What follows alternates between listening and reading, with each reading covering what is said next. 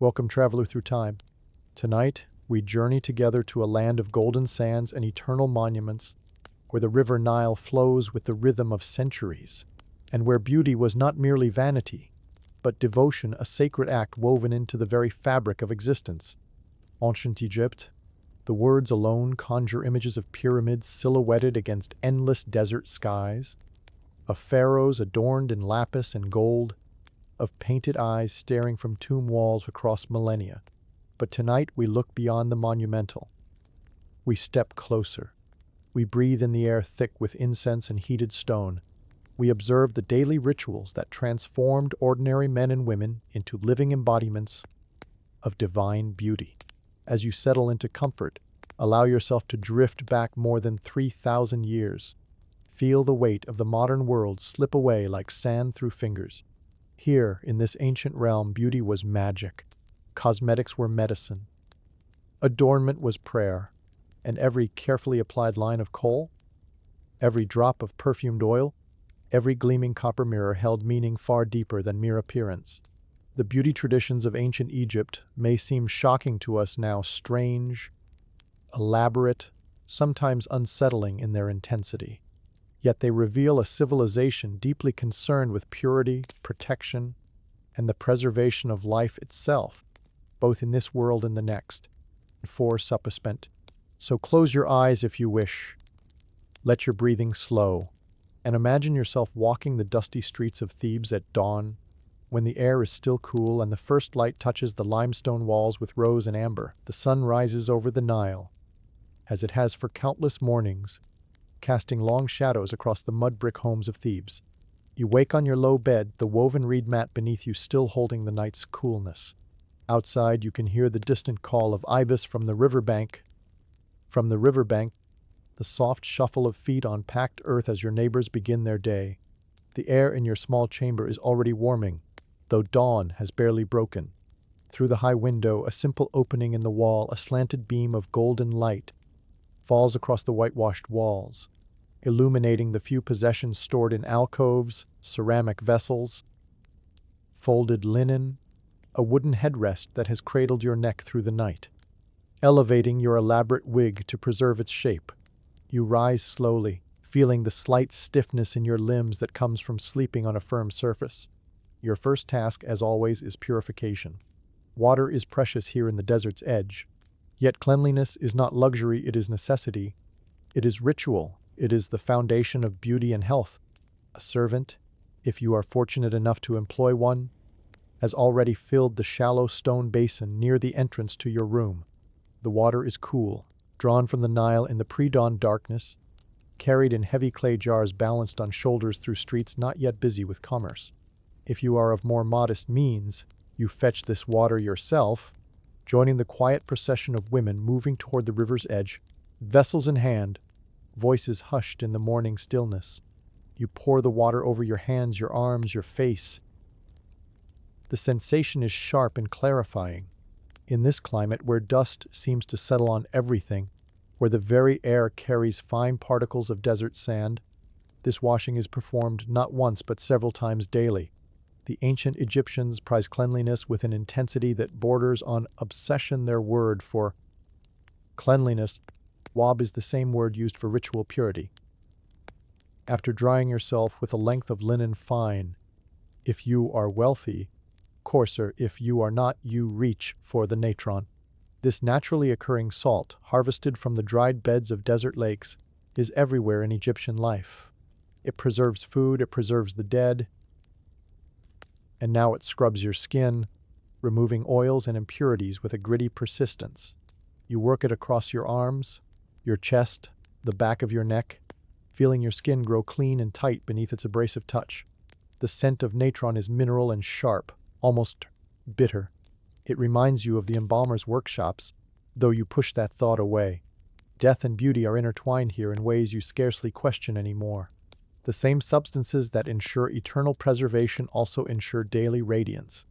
Now comes the oil. This is essential. Without it, your skin would crack and peel in the relentless dryness. You pour a small amount of scented oil into your palm from a delicate alabaster jar, one of your most treasured possessions. The oil is thick, golden-tinged, perfumed with myrrh and frankincense. If you are wealthy, it might contain lotus or the rare and precious moringa oil imported from distant lands. If your means are modest, it is simply castor oil, unscented but effective, pressed from plants grown along the riverbank. You smooth the oil across your skin in long, deliberate strokes. Your arms first, then your legs, your torso, your neck. The oil glistens in the morning light, catching like liquid amber. This is not vanity, this is protection against the sun that will soon beat down with merciless intensity against the dry wind that scrapes across the desert bearing sand and heat. Your hair is shorn close to your scalp, as is the custom for both men and women of practical mind. Some keep their natural hair, yes, but most find it simpler, cleaner, to shave it away entirely. The process is familiar, repeated every few days. You sit on a low stool while a family member or servant or you yourself, if alone, takes the bronze razor, sharpened to a fine edge, and carefully removes any growth. The razor makes a soft scraping sound against your scalp, and you feel the air touch your bare skin, suddenly cooler. This practice shocks those from other lands who visit Egypt, these foreign traders and diplomats who stare at your smooth scalps and painted eyes with barely concealed bewilderment. But you know the wisdom in it?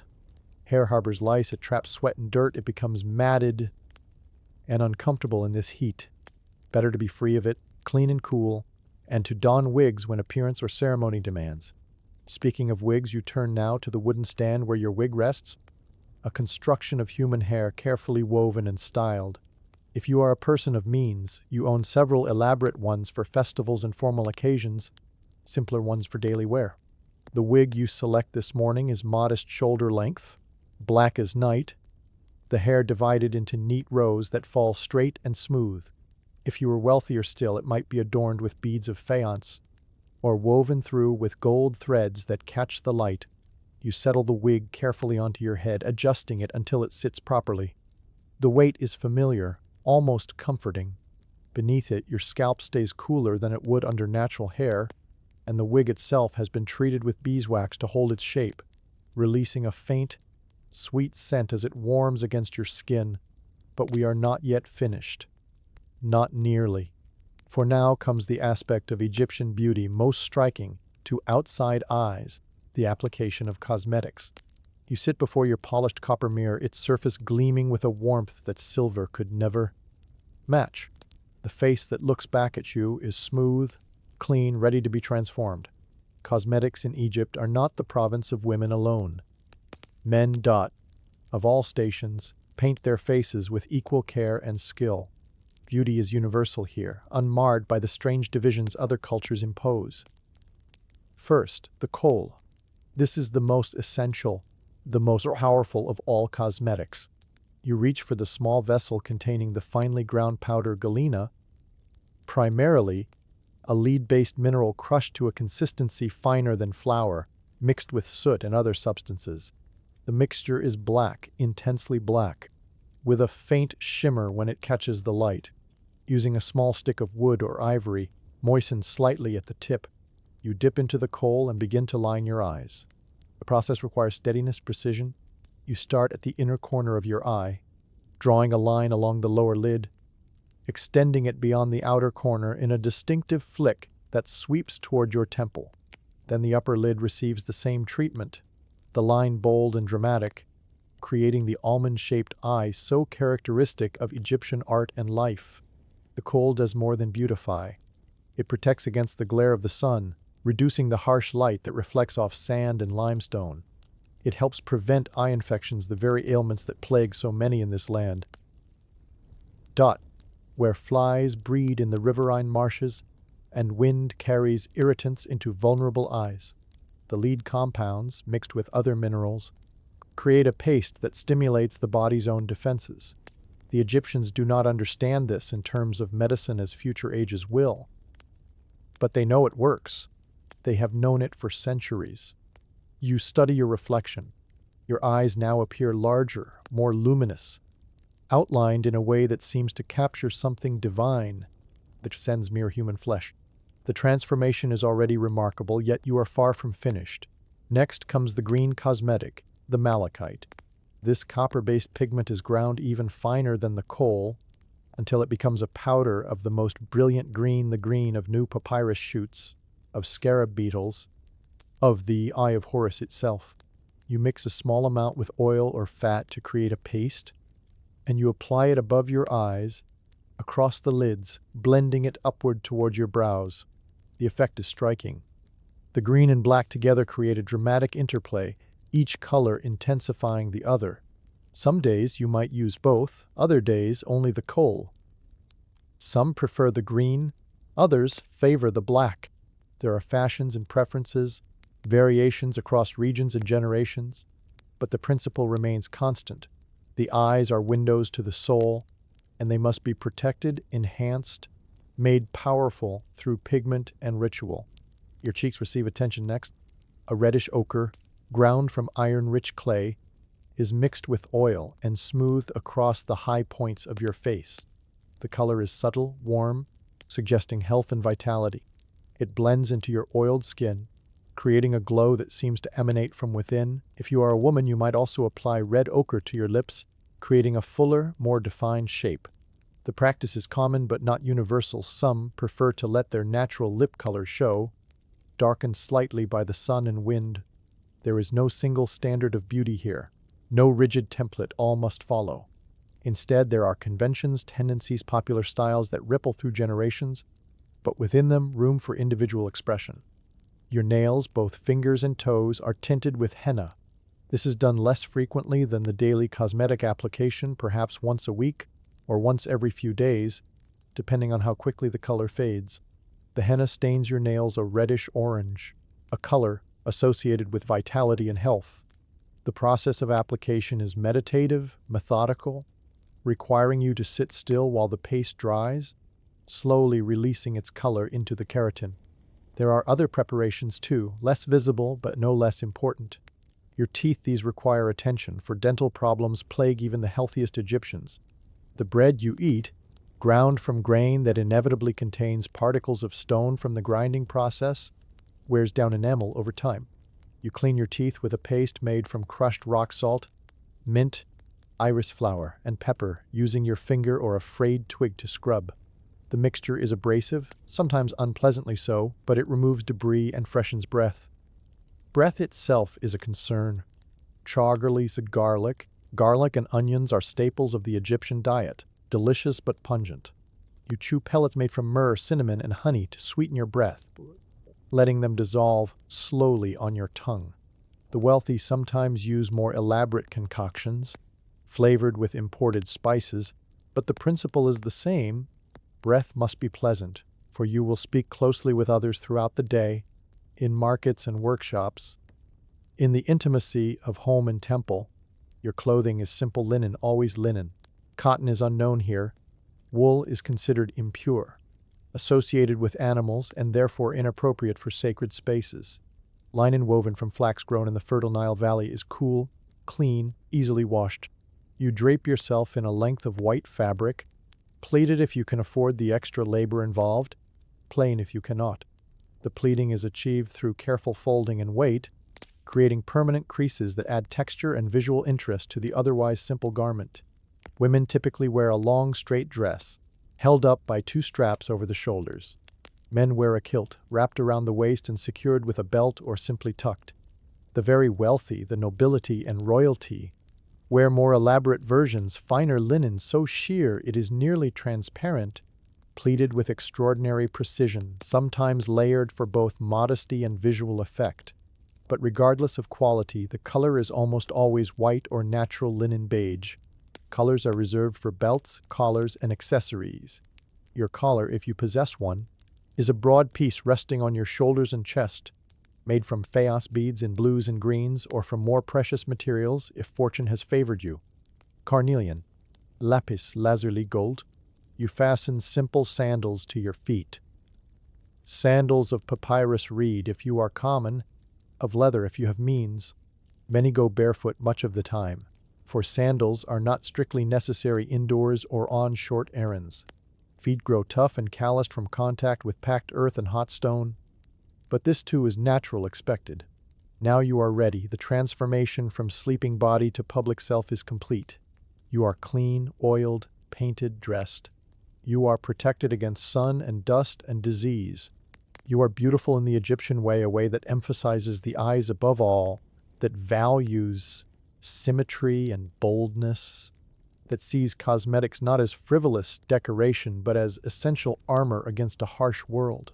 You step out into the street, joining the flow of daily life. The sun is higher now, beginning its inexorable climb toward midday intensity. Around you, others move with similar purpose. Farmers heading to fields, artisans to workshops, priests to temples. Nearly everyone you pass bears the distinctive marks of Egyptian beauty: lined eyes, oiled skin, the gleam of polished wigs or the smooth expanse of shaven scalps. A woman passes carrying a basket of bread on her head, her posture perfect from years of balancing loads. Her eyes are rimmed in green today, the malachite bright against her sun-darkened skin. She wears no wig, perhaps she cannot afford one, or perhaps she simply prefers the freedom of her natural short hair. Her beauty is no less for this choice. A priest walks by, his entire body carefully prepared for the highest level of ritual purity his station demands. Egyptian priests shave not just their heads but their eyebrows as well, removing all body hair as part of their sacred obligations, a practice that sets them visibly apart from ordinary citizens. His skin gleams with oil, his white linen robes are pristine, and his eyes are lined with such precision that the black kohl seems painted by divine hand rather than human effort. Children run past, their small heads shaved in the practical Egyptian style, each bearing the distinctive sidelock of youth, a single long braid hanging from one side of the head, a cherished tradition that marks them as children not yet come of age. They will keep this braid until puberty, when it is ceremonially cut away, marking their transition into adulthood. The children wear simple, lightweight tunics, suited to the warm climate, practical garments that allow them to move freely through streets and fields. Their skin is a shade darker than the adults around them, bronzed from hours spent playing outdoors, not yet bound by the full weight of labor and responsibility. You make your way to the workshop where you spend your days. Perhaps you are a scribe, bending over papyrus sheets, mixing ink, recording the endless transactions of commerce and state. Perhaps you are a craftsman, shaping stone or wood or metal. Perhaps you work in the fields beyond the city, though that seems less likely given the care you have taken with your appearance this morning. Field workers, while they too value cleanliness and beauty, have less time for elaborate preparations, less access to fine oils and cosmetics. The workshop is already busy when you arrive. Others are bent to their tasks, their faces bearing the same painted eyes, the same oiled glow. The air here is thick with the smell of workstone dust, perhaps, or the tang of metal, or the earthy scent of papyrus. But beneath these work smells, you catch traces of the perfumes and oils that everyone wears. The frankincense and myrrh, the castor and moringa, creating an invisible but ever-present atmosphere of careful cultivation. At midday, work pauses. The heat is too intense for sustained effort. You retreat to shade, drinking beer from a clay vessel, beer that is thick, nutritious, and far safer than water drawn directly from the river. You eat bread, onions, perhaps some fish if available, dates for sweetness.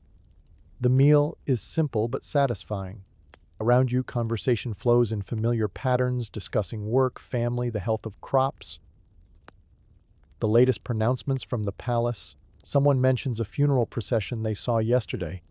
The deceased beautifully prepared for eternity, face painted, body preserved with natron, and wrapped in linen ready to journey to the west.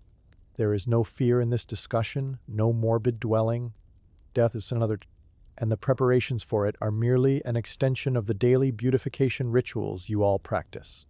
In life, you paint your face and oil your skin to protect and enhance. In death, similar practices ensure preservation and recognition in the afterlife.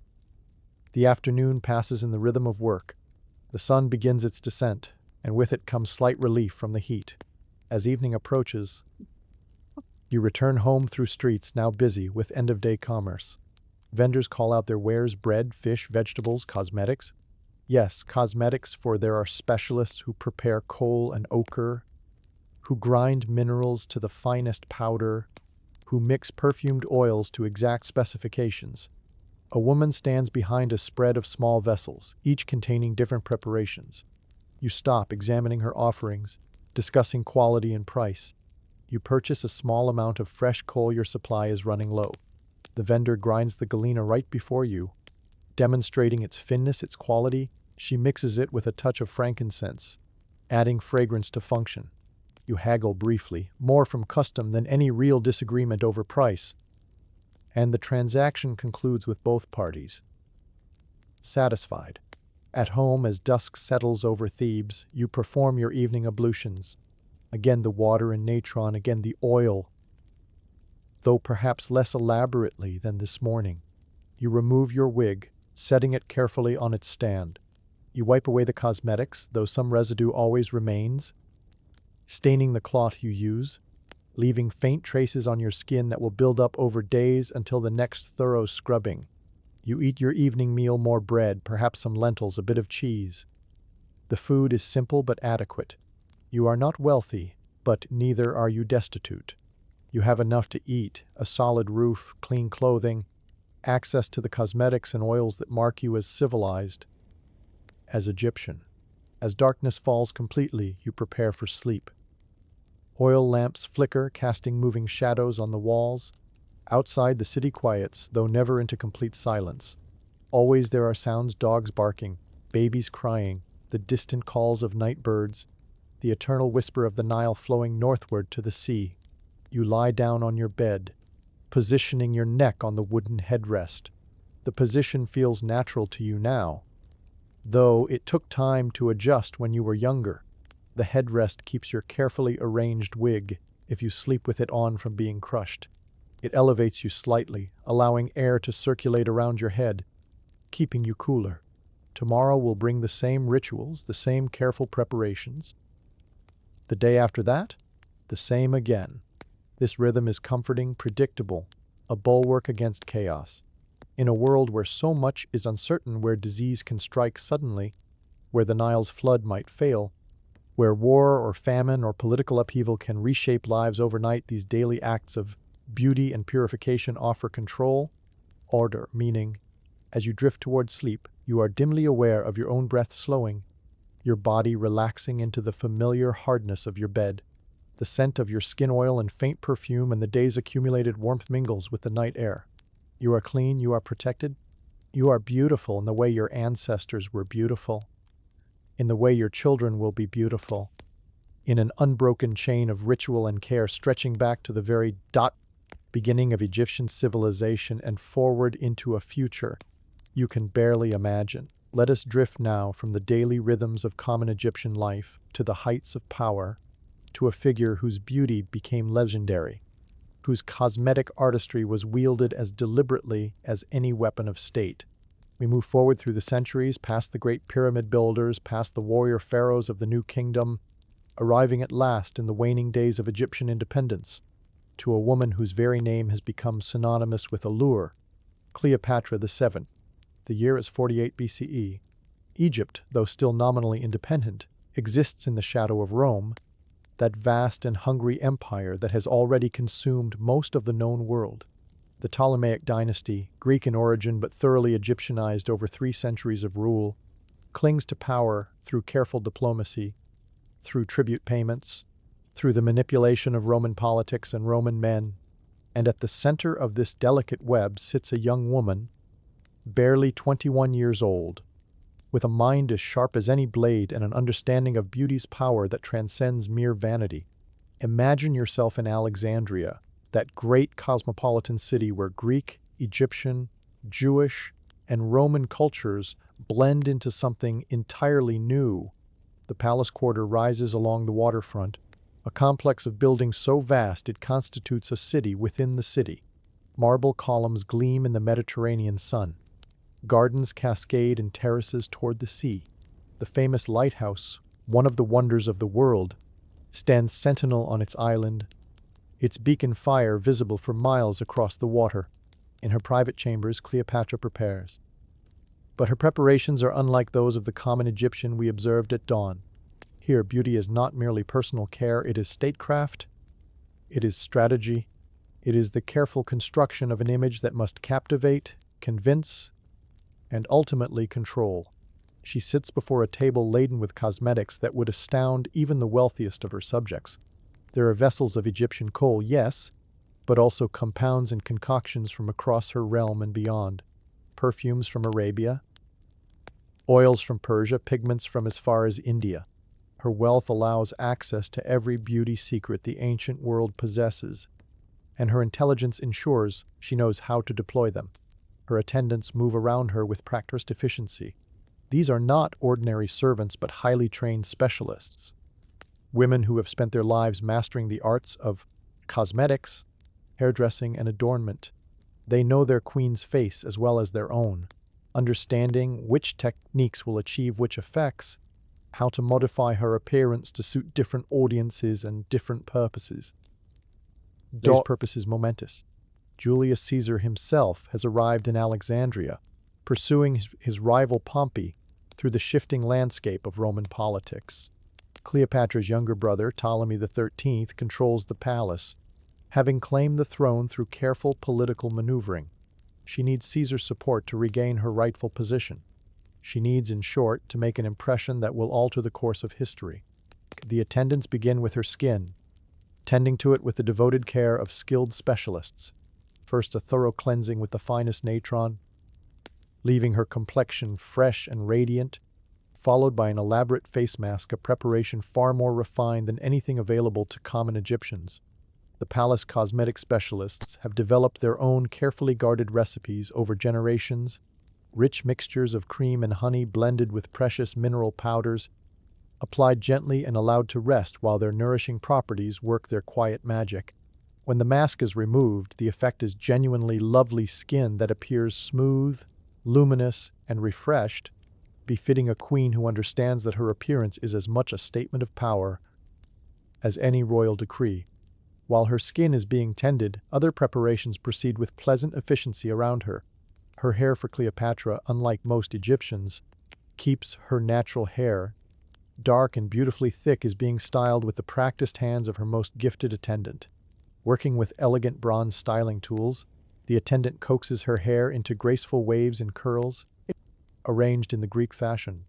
The result is drawn back softly from her face, secured with delicate golden pins, and allowed to fall down her back in what appears to be effortless elegance, though anyone who witnessed the preparation knows it represents considerable artistry and care. For the formal presentation, she will wear a magnificent wig that combines the finest elements of both Egyptian and Greek traditions. The foundation follows classical Egyptian technique, the finest human hair woven into neat, precise rows with admirable craftsmanship, augmented with extensions of even superior quality. Some strands have been treated with a delicate dusting of gold, so that the completed piece shimmers and glows warmly in lamplight. It is a substantial and beautiful creation, and Cleopatra wears it with the ease and natural authority of someone long accustomed to the weight of crowns and ceremonial adornment. The face mask is removed, revealing skin that does indeed seem to glow from within. Now comes the foundation, a mixture of white lead and chalk, applied more subtly than the mask but still creating an ethereal pallor prized by Greek aesthetics. Cleopatra is careful here, for she must navigate between two beauty standards: the Egyptian preference for health and warmth, and the Greek ideal of marble-like perfection. She chooses a middle path, pale but not ghostly, divine but not inhuman. The eyes receive the most attention. Here she is, fully Egyptian in her approach, for no culture has ever matched Egypt's mastery of eye cosmetics. The kohl is applied with exquisite precision, a bold black line that extends well beyond the outer corners, creating the classic almond shape. But Cleopatra's kohl is special, ground finer than ordinary preparations, mixed with powdered pearls that add an imperceptible luminescence. The formula is a palace secret, known only to her personal cosmetic artisans. Above the kohl, on her lids, she chooses not green malachite but something more unusual, powdered gold, mixed with ochre, creating a shimmering bronze that catches light with every movement. The effect is hypnotic, drawing the eye irresistibly to her own. This is calculated, intentional. She knows that in conversation, in negotiation, eye contact establishes dominance, creates intimacy, builds connection.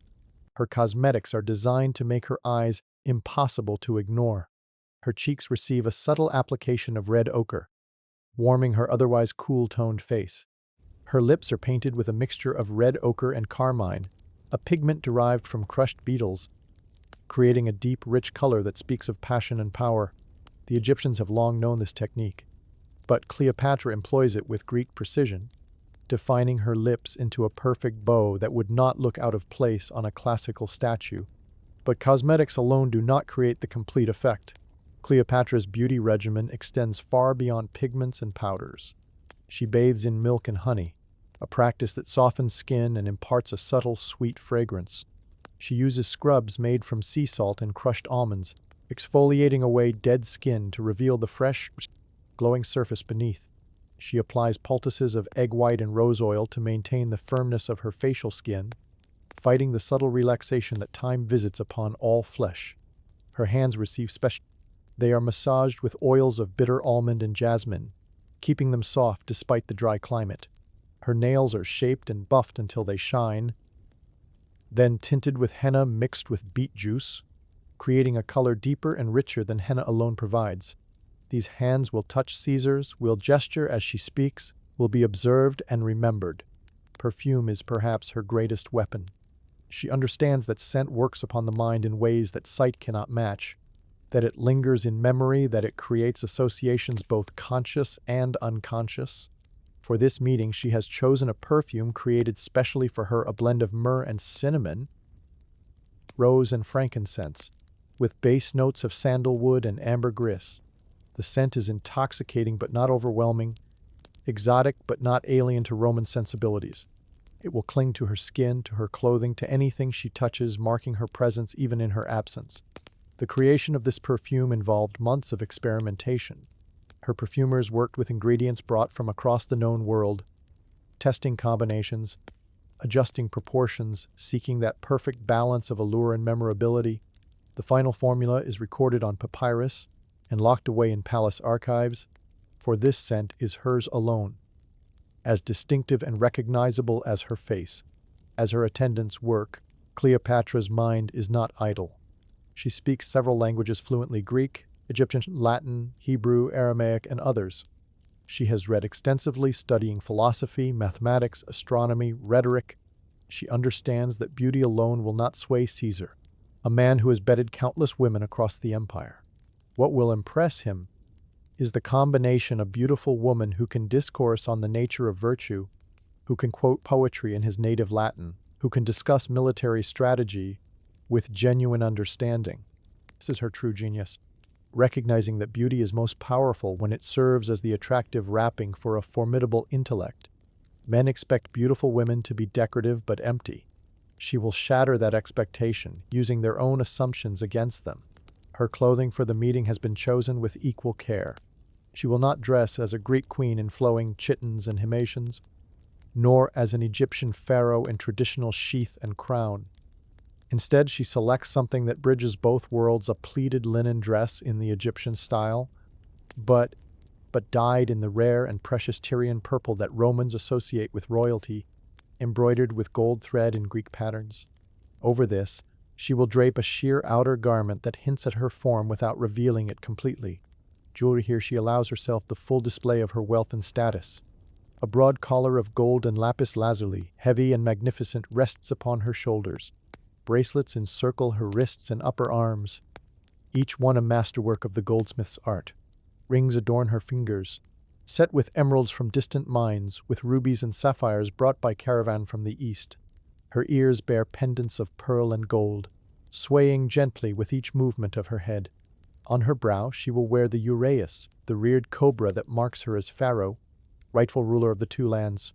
This is no mere ornament but a statement of divine authority, a reminder that she is not simply a woman seeking favor, but a goddess incarnate, demanding recognition. The sun moves across the sky, and still the attendants work, adjusting, perfecting, ensuring that every detail is flawless. Cleopatra submits to this with patience born of necessity. She knows the stakes. If she fails to win Caesar's support, her brother will have her killed. If she succeeds, she regains her throne and perhaps gains something more, an alliance with the most powerful man in the world. Finally, she is ready. She rises and regards herself in a full-length mirror of polished bronze, a luxury most Egyptians cannot imagine, for whom a small hand mirror is treasure enough. The woman who looks back at her is magnificent, undeniably so, but also carefully calculated. Every element of her appearance has been chosen for effect, from the precise shade of her lip color to the exact placement of her jewelry. But there remains one more element to her entrance, one final theatrical flourish that will become legendary. She cannot simply walk into Caesar's presence. She has no formal invitation, no official standing, and the palace is controlled by her enemies. So she must be smuggled in, concealed in a way that will itself become part of her mystique. A large carpet, or perhaps a linen sack, the accounts differ, is brought to her. She steps inside, folding herself into the confined space with the flexibility of youth. The carpet is rolled or the sack is tied, and trusted servants carry this package through the palace corridors. Past guards loyal to her brother, past officials who would stop her if they knew who lay within. Imagine the discomfort of this concealment. The heat, the restriction, the inability to move or breathe freely. Cleopatra endures, knowing that the drama of her arrival will create an impression far more powerful than any conventional entrance could achieve. When the carpet is unrolled before Caesar, when she emerges into lamplight like Aphrodite rising from the sea, her beauty will be enhanced by the sheer audacity of the moment, by the courage and cleverness her entrance demonstrates. And so it happens. In Caesar's quarters, the carpet is unrolled, and Cleopatra appears. We can imagine his reaction: surprise, certainly, but also appreciation for the theatrical brilliance, recognition of a mind that thinks in terms of dramatic impact. She stands before him, and the hours of preparation reveal their purpose. The lamplight catches the gold dust in her hair, the shimmer of her eyelids. Her perfume fills the room, exotic and alluring. Her eyes, rimmed in that perfect kohl, meet his with neither submission nor challenge, but with an equality that few dare claim in the presence of Rome's dictator. She speaks not in Greek, which would be expected, but in Latin, Caesar's own tongue. Her voice is cultured, melodious, trained through years of study in rhetoric. Ancient sources tell us that her voice itself was an instrument of seduction, carefully modulated, capable of conveying 1,000 shades of meaning through tone and inflection alone. What exactly transpires in that first meeting, history does not record in detail. But we know the outcome. Caesar is captivated, whether by her beauty, her intelligence, her boldness, or more likely by the intoxicating combination of all three. He becomes her ally, her lover, her weapon against those who would deny her the throne. In the days and weeks that follow, Cleopatra's beauty routine continues unabated.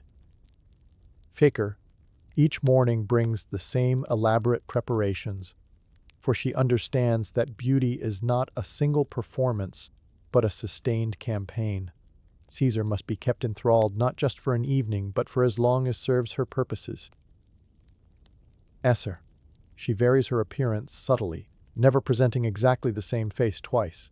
Some days her cosmetics are bold and dramatic, emphasizing her exotic Egyptian heritage. Other days they are softer, more Greek, creating an image of classical beauty that Romans find familiar and comforting.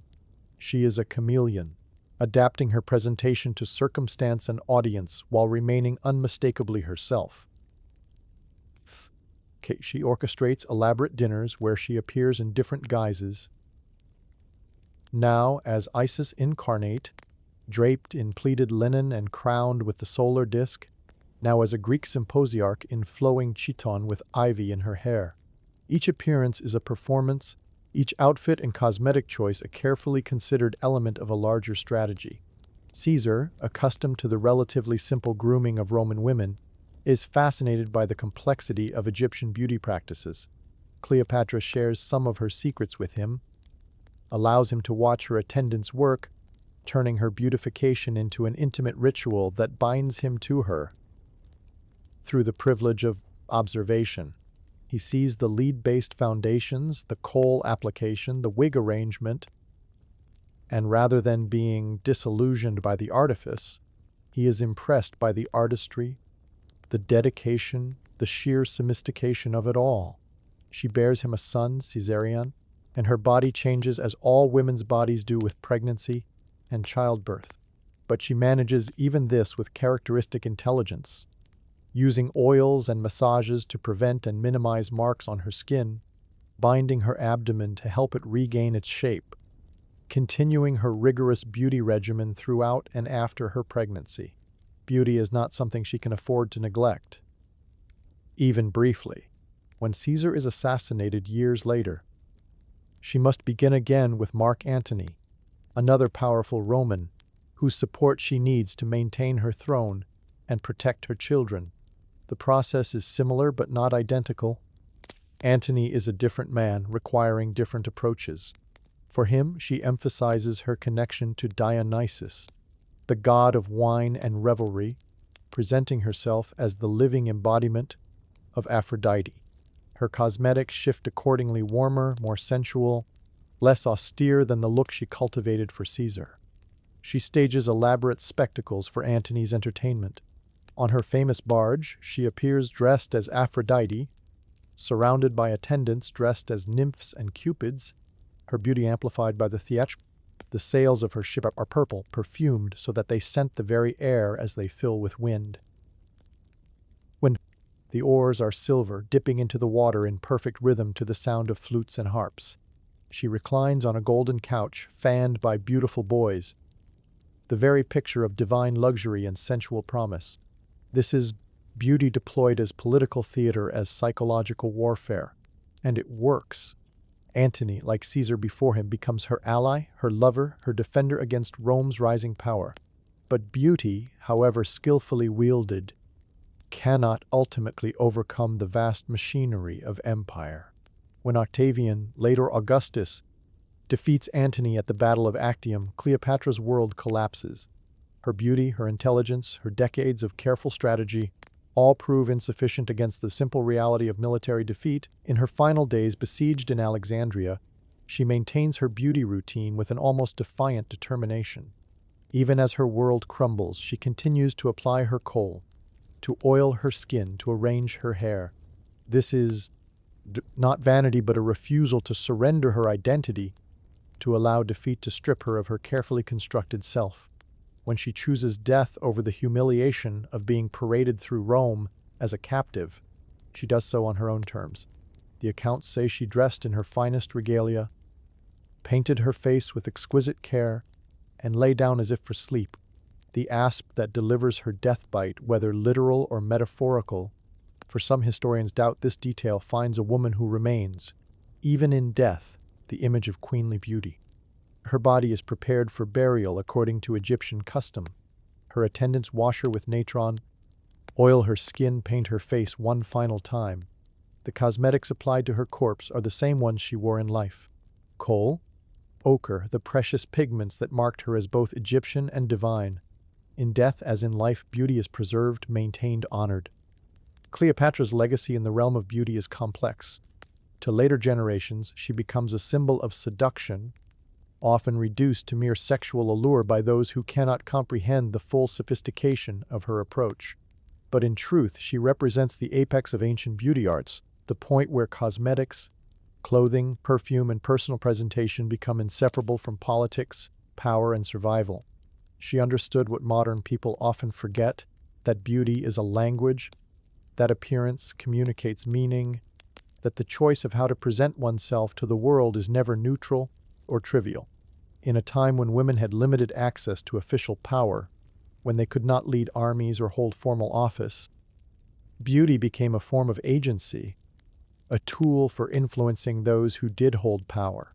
The cosmetics she used were not fundamentally different from those available to common Egyptians: kohl, ochre, natron, oils.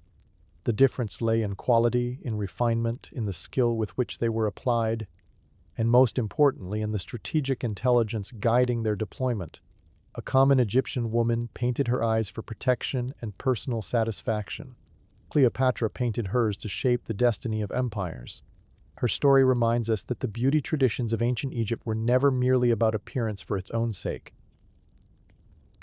They were about transformation, about the power to construct identity, about the belief that how one presents oneself to the world matters profoundly. In Cleopatra, we see these traditions elevated to their highest form, wielded with sophistication and purpose by a woman who understood that in a world ruled by men, beauty could be a woman's greatest weapon. As her story fades into history, as the last Ptolemaic ruler gives way to Roman governors and Egypt loses its independence forever, beauty traditions she embodied continue. The women of Egypt will still paint their eyes, still oil their skin, still pursue the ideal of beauty that has defined their culture for thousands of years. But they will do so now under foreign rule, maintaining their cosmetic traditions as one of the last expressions of authentic Egyptian identity.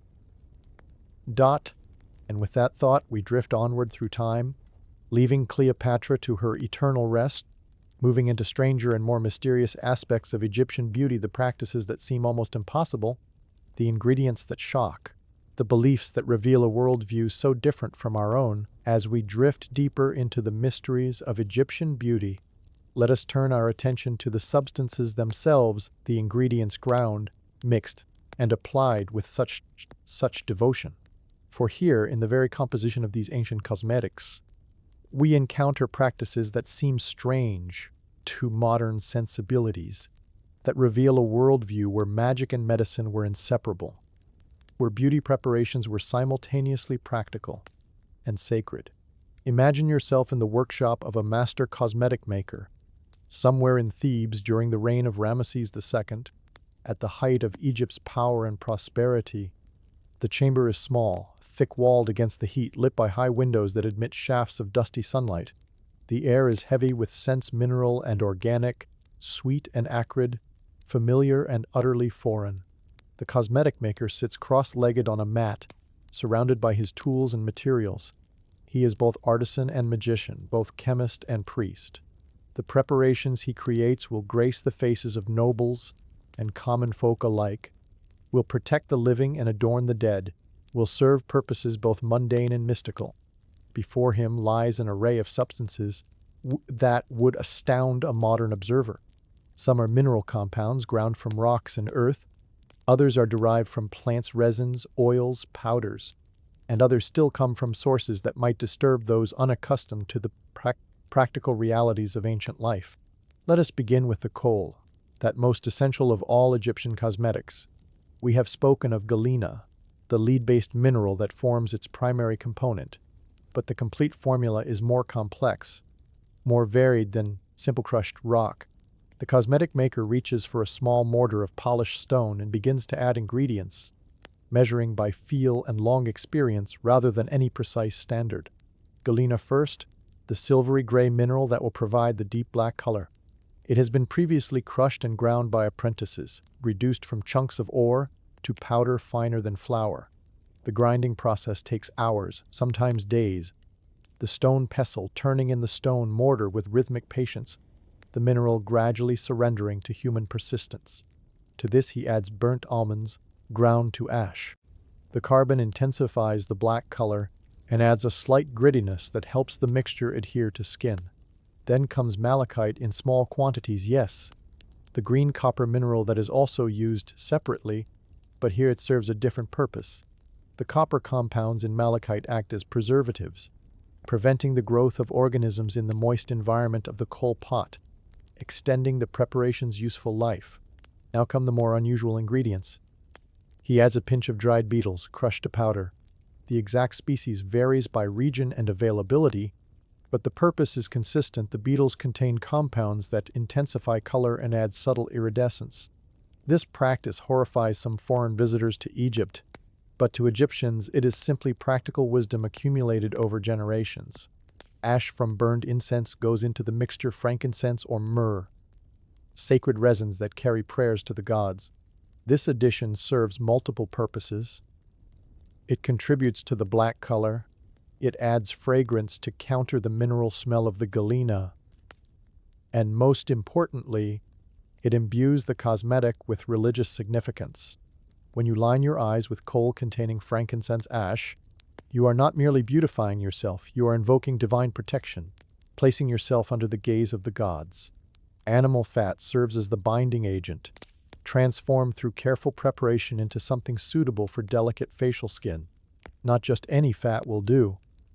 The cosmetic maker prefers fat from specific sources, from geese, ideally, or from cattle. The fat must be rendered carefully, heated gently to separate pure lipid from tissue and water, then allowed to cool and solidify. The result is a smooth, odorless substance that will mix with the mineral powders, creating a paste that can be applied with precision. But some formulae call for more exotic binders. Crocodile fat is highly prized by those who can obtain it, believed to carry the power and ferocity of that sacred animal. The process of acquiring crocodile fat is dangerous. The creatures must be hunted, bet, killed, and rendered, work undertaken by specialists who understand the risks. The fat, once obtained, is expensive. Reserved for the cosmetics of the wealthy or for sacred temple purposes, the cosmetic maker adds a few drops of castor oil, drawn from plants that grow abundantly along the Nile. This oil has remarkable properties. It does not turn rancid as quickly as other oils, and it helps the kohl spread smoothly, creating an even line without clumping or flaking.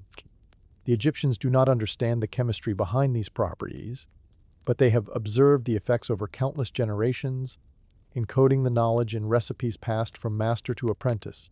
A final ingredient surprises even those familiar with ancient practices. Urine. Specifically, human urine aged for several days until it develops certain chemical properties. The ammonia formed through decomposition acts as a preservative and helps bind the ingredients together. The cosmetic maker adds just a few drops, carefully measured, enough to serve its chemical purpose, without imparting unpleasant odor to the final product. This inclusion of urine in cosmetics shocks modern sensibilities, seeming unsanitary at best, revolting at worst. But we must understand the ancient context. The Egyptians possessed no knowledge of bacteria or germs, no understanding of contamination, as we conceive it. What they know is that certain aged liquids, when added to their preparations, improve consistency and preservation. They trust the evidence of experience over theoretical qualms. Moreover, the finished kohl, after all ingredients are thoroughly mixed, and the volatile compounds have evaporated, bears no trace of any disturbing smell. The frankincense and myrrh mask any remaining odor, and the aging process transforms the urine from waste product into useful chemical agent. The women and men who apply this kohl to their eyes are aware of its ingredients. There is no deception, and they accept these components as necessary elements of an effective preparation. The cosmetic maker works the mixture with his pestle, grinding and blending until the consistency is perfectly smooth, until no grain of mineral can be detected, until the paste is uniform in color and texture. This final grinding takes considerable time and effort. His arm aches from the repetitive motion, but he does not hurry. A roughly ground kohl will scratch the delicate skin of the eyelid, will create an uneven line, will fail to provide the protection against sun and infection that properly prepared kohl offers. When he is satisfied, he transfers the kohl to small vessels, ceramic pots with tight-fitting lids, or tubes carved from hollow reeds and sealed with wax. Each container holds enough for several weeks of daily application. He marks some vessels with symbols indicating their specific formula, for he produces several varieties: kohl for daily wear, kohl for ceremonial occasions, kohl with extra medicinal properties for those suffering from eye infections. Now he turns his attention to other preparations. The green eye cosmetic requires different ingredients and different techniques. Malachite is the primary component, ground even finer than the galena for kohl. The copper-based mineral is harder than lead, requiring more effort to reduce to usable powder. Apprentices spend hours at this task, their arms growing strong from the constant grinding motion. To the malachite, the cosmetic maker adds crushed chrysocolla, another copper mineral that contributes a slightly different shade of green, creating depth and complexity in the final color. Some recipes call for a small amount of powdered azurite, a blue copper mineral, to add subtle variation to the green, not enough to make it obviously blue, just enough to keep the color from appearing flat and lifeless. The binder for green cosmetic is typically the same rendered animal fat used in kohl, though some variations employ beeswax instead.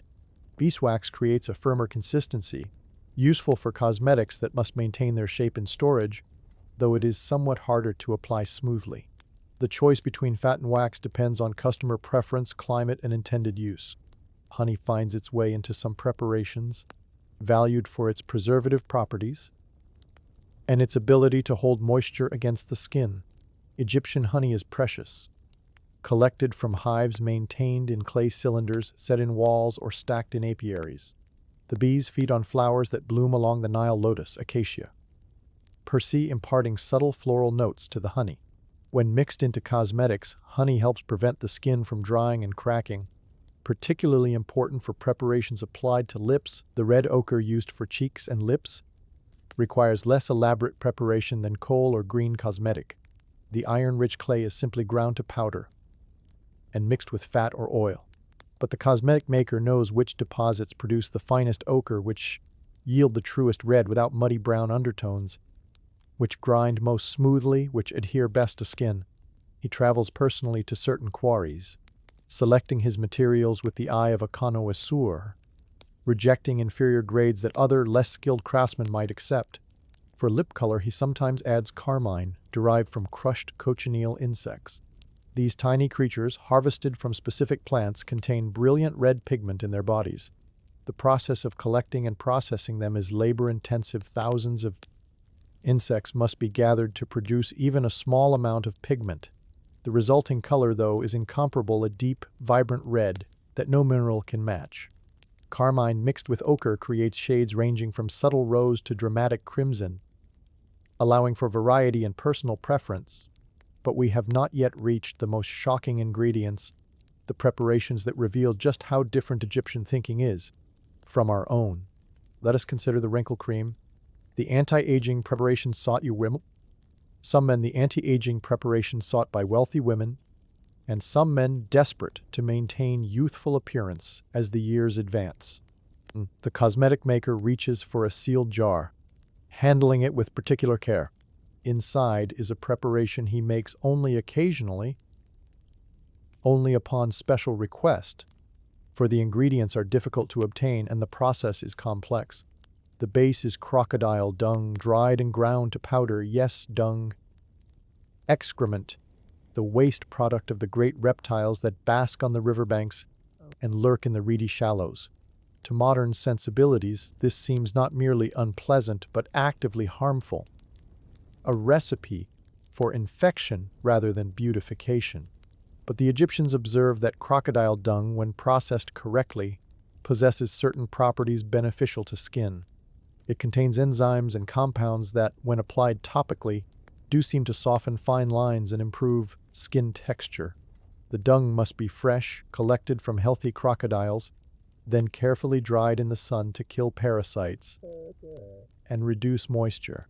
Once thoroughly desiccated, it is ground to fine powder and mixed with other ingredients, donkey milk, honey, natron, and specific plant extracts. The resulting paste is applied to the face and left for a period of time. Accounts vary from a few minutes to half an hour, then rinsed away with water. Women who use this preparation swear by its effectiveness. They claim their skin appears firmer, their wrinkles less pronounced, their complexion more radiant. Whether this is genuine effect or hopeful imagination, we cannot say with certainty. But the demand for such preparations continues across centuries, suggesting that users perceive real benefits. Even more startling to modern sensibilities are the ingredients sometimes used in preparations meant to prevent or treat baldness. All ground hippopotamus teeth feature in some recipes, mixed with oils and applied to the scalp in the belief that the strength and permanence of the massive animal's teeth will transfer to human hair, making it grow thick and strong. Dog paws, dried and powdered, appear in other formulae, the connection being that dogs possess abundant hair and therefore must contain some essence that promotes hirsuteness. These ingredients reveal the magical thinking that permeates Egyptian cosmetic practices. Cosmetic practices. The Egyptians believe in sympathetic magic, the principle that like attracts like, that the properties of one substance can be transferred to another through proximity and proper ritual. A crocodile is powerful and its skin is remarkably resistant to aging and damage. Therefore, substances derived from crocodiles might impart those qualities to human skin. A hippopotamus has magnificent teeth that never seem to wear down or fall out. Therefore, hippopotamus teeth might strengthen human hair. We may smile at such reasoning from our modern perspective, armed with scientific understanding of how substances actually interact with human biology. But we must also acknowledge that some of these preparations, however bizarrely conceived, do produce observable effects. The kohl genuinely does protect against eye infections, though not because of any magical properties. The lead compounds stimulate the body's immune response, while the carbon particles reduce glare. The crocodile dung face mask, however unpleasant its origins, may indeed contain enzymatic compounds beneficial to skin. The line between magic and medicine, between superstition and effective treatment, is blurrier than we might wish to believe. The Egyptians stumbled toward effective cosmetic chemistry through trial and error, through careful observation, through the accumulation of practical knowledge across generations. That they explain their successes through magical rather than scientific principles does not negate the reality of those successes. Let us observe the cosmetic maker as he prepares a perfume, perhaps the most complex and revered of all beauty products. Perfume in Egypt is not a simple matter of pleasant scent. It is medicine, it is offering to the gods, it is social marker, it is psychological tool. The creation of fine perfume requires expertise that takes decades to master. He begins with a base of oil or fat. For the finest perfumes, he uses moringa oil, pressed from seeds of a tree that grows in the southern regions of Egypt and beyond. Moringa oil is prized above all others for its ability to absorb dot and hold scent without adding any competing odor of its own. It is also remarkably resisting rancidity for months or even years, essential for perfumes that must retain their character over time. Tumtin. Into this base he will infuse aromatic substances. Some are resins, frankincense, and myrrh, of course, but also galbanum from Persia, labdanum from Mediterranean shores, storax from distant lands.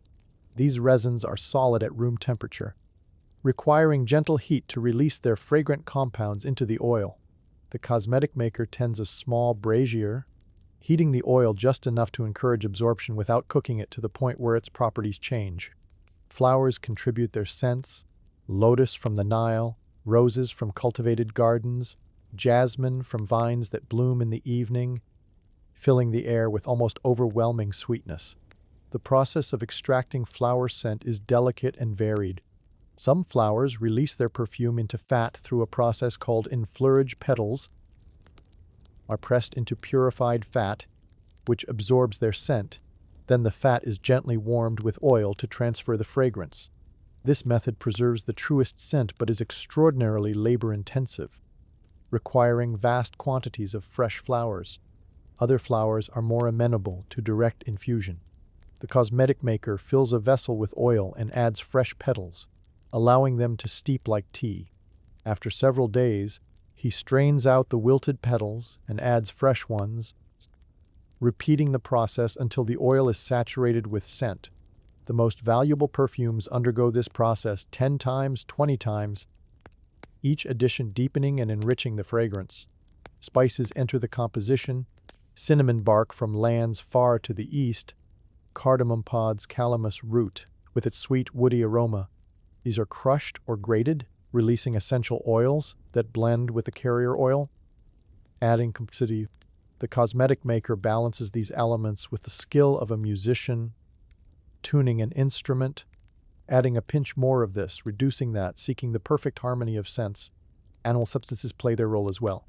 Musk, secreted by certain deer, adds a warm, skin-like base note to perfumes, making them smell alive, almost human. The procurement of musk is difficult. The deer inhabit distant mountains, and hunters must traverse dangerous terrain to obtain the precious glands. By the time musk reaches Egypt, it has passed through many hands, each one demanding profit. making it expensive beyond the means of most Egyptians. Ambergris, that mysterious substance found floating on ocean waves or washed up on distant shores, commands even higher prices.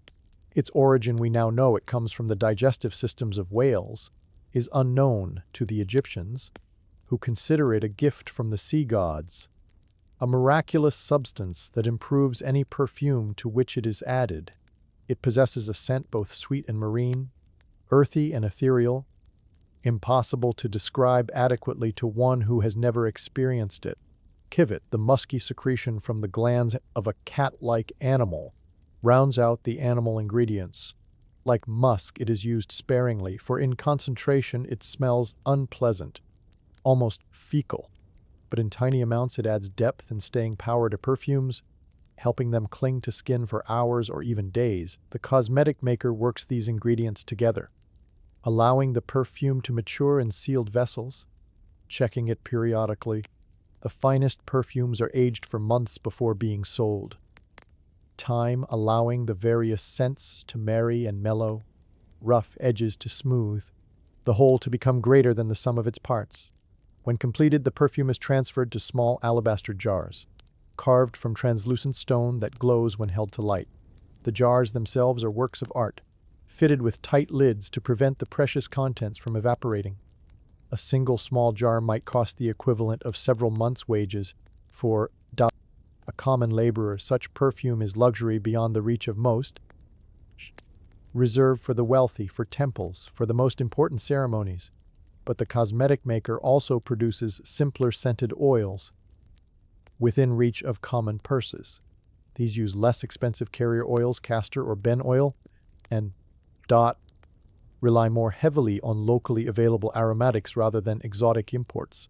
The scents are less complex, less long-lasting, but they still serve the essential purpose, making the wearer smell pleasant, marking them as clean and civilized, differentiating them from the unwashed barbarians beyond Egypt's borders. We must understand that in a world without modern sanitation, without daily bathing facilities for most people, without deodorants or antibacterial soaps, body odor is a constant reality. Perfume is not frivolous luxury, but necessary social lubricant. To appear in public without some form of scent is to mark oneself as poor, as uncivilized, as not caring about the comfort of those around you. The cosmetic maker rises from his work, stretching muscles stiff from long sitting. Around him, his workshop testifies to his craft, vessels of every size containing preparations in various stages of completion, bags of raw ingredients waiting to be processed, tools worn smooth from years of use. This is his life's work, his contribution to the complex fabric of Egyptian civilization. His customers will come later today, seeking their usual preparations or perhaps requesting something special for an upcoming festival or family ceremony. He will discuss their needs, recommend formulations, adjust recipes to individual preferences and skin types. He takes pride in his work, knowing that his cosmetics will enhance beauty, protect health, and connect users to traditions reaching back to the very dawn of Egyptian civilization. For these practices, these recipes, these carefully guarded secrets are not new. They are ancient beyond reckoning, passed down through countless generations, modified and refined but remaining fundamentally unchanged. The kohl that lines eyes today is essentially the same preparation that lined eyes 1,000 years ago, 2,000 years ago. The perfumes that scent skin today use the same ingredients and techniques, employed by cosmetic makers in the age of the pyramid builders. This continuity is remarkable, comforting in its way. In a world where empires rise and fall, where dynasties replace each other, where foreign conquerors periodically sweep across the land, the daily rituals of beauty remain constant. An Egyptian woman of the Old Kingdom and an Egyptian woman of the late period, separated by thousands of years, would recognize each other's cosmetics instantly, would understand each other's beauty practices without need for explanation. And what of the dead? For Egyptian beauty practices extend beyond life into death, into the eternal existence the Egyptians believe awaits the properly prepared deceased. The same cosmetics that enhance living faces also adorn the faces of mummies, ensuring that the dead remain beautiful in the afterlife, that they can be recognized by those who knew them in life, that they maintain their identity through eternity. The cosmetic maker occasionally receives commissions from embalmers, requesting special preparations for the deceased. These must be of highest quality, for they will last not months but millennia, sealed into tombs alongside the preserved bodies. The kohl must be ground extra fine, the oils must be maximally stable, the pigments must be light-fast, resistant to fading even in complete darkness. There is something profound in this connection between life and death, between the cosmetics applied each morning to living skin and those applied once, finally, to the skin of corpses. It suggests that beauty, for the Egyptians, transcends mortal existence, that it is an essential quality worth preserving beyond the grave, that who we are includes irreducibly how we appear. As evening settles over Thebes, the cosmetic maker begins to clean his workspace, wrapping ingredients carefully, covering vessels to protect them from dust and insects, setting tools aside for tomorrow's work. The scent of his preparations lingers in the air: frankincense and myrrh, crushed minerals, rendered fat, the complex blend of substances that form the palette of Egyptian beauty. Outside, in the streets and homes, people are performing their evening ablutions, removing the day's cosmetics, preparing for sleep. Tomorrow they will wake and apply these preparations anew, beginning again the daily transformation from bare flesh to painted beauty, from vulnerable humanity to protected, enhanced, and dignified civilization. Shocking ingredients: the dung and urine, the crushed insects and animal secretions fade into the larger context of a culture that uses whatever materials produce desired effects, that judges substances by results rather than by origin, that accepts as natural and proper things that other cultures might find disturbing or disgusting. In the end, we must recognize that shocking is a relative term, dependent on cultural context and individual sensibility. To the Egyptians, there is nothing shocking about their cosmetics at all. They are simply tools, carefully developed over generations, that serve essential purposes: protection, beautification, religious observance, social participation. That we find some ingredients unsettling says more about our own assumptions and limitations than about Egyptian practices. And perhaps there is wisdom in their practical approach, in their willingness to use whatever works, regardless of its origins. We who benefit from modern chemistry and mass production can afford to be squeamish. The Egyptians, working with what their environment provides, creating beauty from desert minerals and Nile creatures and their own careful observations, possess a harder, more practical wisdom. As night deepens and sleep beckons, we leave the cosmetic maker to his rest, leave the preparations waiting in their jars for tomorrow's users, leave behind the strange and fascinating world of Egyptian beauty ingredients, and drift onward toward our final destination. The sun rises once more over Egypt, illuminating a land divided not by formal borders, but by invisible lines of wealth and status, of power and servitude. As dawn light spreads across the Nile Valley, it touches equally the mud-brick hovels of laborers and the limestone mansions of nobles, but the beauty rituals that begin in each could not be more different.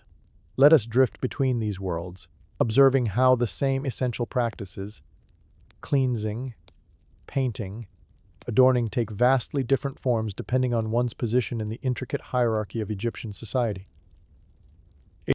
In the workers' quarter near the Giza Plateau, where those who build the great monuments live in cramped conditions, a woman wakes in the pre-dawn darkness. Her name is Nefret, and she is a water carrier, one of dozens who spend their days transporting jars from the Nile to the construction site, where thousands of workers require constant hydration under the merciless sun. Her sleeping space is a corner of a communal room shared with 3 other families, separated from them by hanging mats that provide the illusion of privacy, but block neither sound nor smell. The air is thick with the breathing of many bodies, with the residue of last night's cooking fire, with the ever-present dust that sifts through every crack in the walls. She rises quietly, not wanting to wake the children sleeping nearby. Her beauty routine, such as it is, must be quick and efficient. Water is precious here, despite her occupation carrying it. The water she transports belongs to the state, to the construction project, not to her personal use. What she uses for washing must be carefully rationed. A small basin holds perhaps a cup of water, drawn yesterday evening and left to settle overnight so that the silt drops to the bottom. She splashes her face, her hands, the back of her neck. The water is lukewarm, slightly gritty, despite settling. There is no natron for her that costs money she does not have. Instead, she uses sand, rubbing it across her skin to remove oils and dirt, a harsh but effective substitute. Her hair is indeed shorn close to her scalp, as we have discussed, but she owns no wig. Wigs are for those with means, for those who need not spend their days in manual labor. She will go about her work bareheaded, her scalp exposed to the sun, which will darken it to deep brown over the seasons of her labor. She has no kohl, no malachite, no ochre. These substances, while not as expensive as perfumes or elaborate wigs, still require expenditure beyond her capacity. The few copper pieces she earns go toward food, toward the rent for this corner of shared space, toward the occasional necessary replacement of clothing or sandals. Cosmetics are luxury she cannot afford. But she does have oil, crude, unscented castor oil, the cheapest grade available in the workers' market. She pours a small amount into her palm and rubs it across her exposed skin, her arms, her face, her scalp, her legs. The oil will provide some protection against the sun and the drying effects of constant exposure to the elements. It is better than nothing, though it lacks the refined qualities of the oils used by those above her station. Her clothing is a simple shift of coarse linen, undid, unpleated, worn thin from repeated washing and wearing. It hangs on her lean frame, practical rather than attractive. She owns 2 such garments, wearing one while the other is being washed in the river, beaten against rocks to remove dirt, dried in the sun that bleaches the fabric gradually paler. She has no mirror. She has no way of seeing her own face except in the reflection of still water, and she has no time for such observation anyway. Her appearance is functional, nothing more, clean enough to be acceptable, protected enough to survive another day of labor. As she steps out into the street, joining the flow of workers heading toward the construction site, she passes other women of similar station. Some are equally bare of cosmetics. Others have managed small touches of beautification. One wears a simple necklace of clay beads, painted blue in imitation of faience, a poor woman's approximation of finer jewelry. Another has somehow obtained a small amount of kohl and has lined her eyes with a trembling, inexpert hand, the line uneven but present, a gesture toward the beauty standards she cannot fully achieve. These small efforts toward beauty, despite poverty and exhaustion, speak to something essential in human nature. The desire to beautify oneself exists, even when practical concerns should overwhelm it, even when energy and resources are desperately limited. Nefret sometimes feels a pang of longing when she sees these gestures, wishes she too could afford even a tiny pot of kohl, even the cheapest red ochre for her cheeks. But she pushes the feeling aside. Wishes accomplish nothing. Survival requires focus. The workday is long and brutal. She fills her jar at the Nile, hoists it onto her shoulder. The weight is substantial, perhaps 30 pounds of water plus the jar itself, and walks the dusty path to the construction site. There she pours the water into larger vessels from which workers drink, then returns to the river to begin again, over and over, hour after hour, until her shoulder aches and her feet are raw and the sun has crossed the entire sky. By midday, the oil she applied at dawn has long since been absorbed or sweated away. Her skin, despite that minimal protection, burns and darkens. Fine lines are already forming at the corners of her eyes from squinting. Against the glare, she has no kohl to reduce the sun's harshness. Her hands grow rough and calloused from the jar's weight, from the rope handles that cut into her palms. This is beauty's opposite, or perhaps its impossibility. Nefret ages quickly, as do all women of her class. By 30, she will look 50. By 40, if she lives that long, she will be bent and weathered, her body consumed by labor, her face marked by deprivation and sun exposure. Yet even she and the sheer accumulated burden of poverty, however, minimally. Even she understands the significance of cleanliness, of oiled skin, of proper covering. She would be horrified to go about unwashed, would feel shame to appear in public with visibly dirty skin or matted hair. The standards of her civilization reach even her level, creating expectations she can barely meet but cannot entirely meet. Now let us shift our attention, moving through the social strata like a spirit drifting on the morning breeze. We rise from the workers' quarter, passing through the districts of artisans and merchants, and arrive at last at the estate of a high-ranking official, a scribe in the service of the vizier himself. Here the morning routine is entirely different. The official's wife, Hypnotic, wakes in a spacious bedchamber, the walls painted with scenes of gardens and birds, the floor covered with reed mats of exceptional quality. The air is fresh, circulated by the high ceiling and clever window placement that creates natural ventilation. Servants have already been at work for an hour before she stirs, ensuring that everything is prepared for her rising. A slave girl captured in one of the periodic military campaigns against neighboring peoples waits beside the bed, ready to assist the moment her mistress shows signs of waking. When Hypnotic opens her eyes, the girl immediately brings water, not in a simple basin but in an elegant bronze vessel. The water fresh and cool, drawn from the Nile before dawn and filtered through cloth to remove all sediment. Hypnotic performs her ablutions with the assistance of 2 attendants.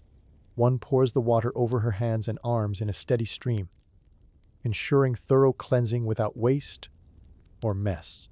The other stands ready with fine linen towels to dry her skin.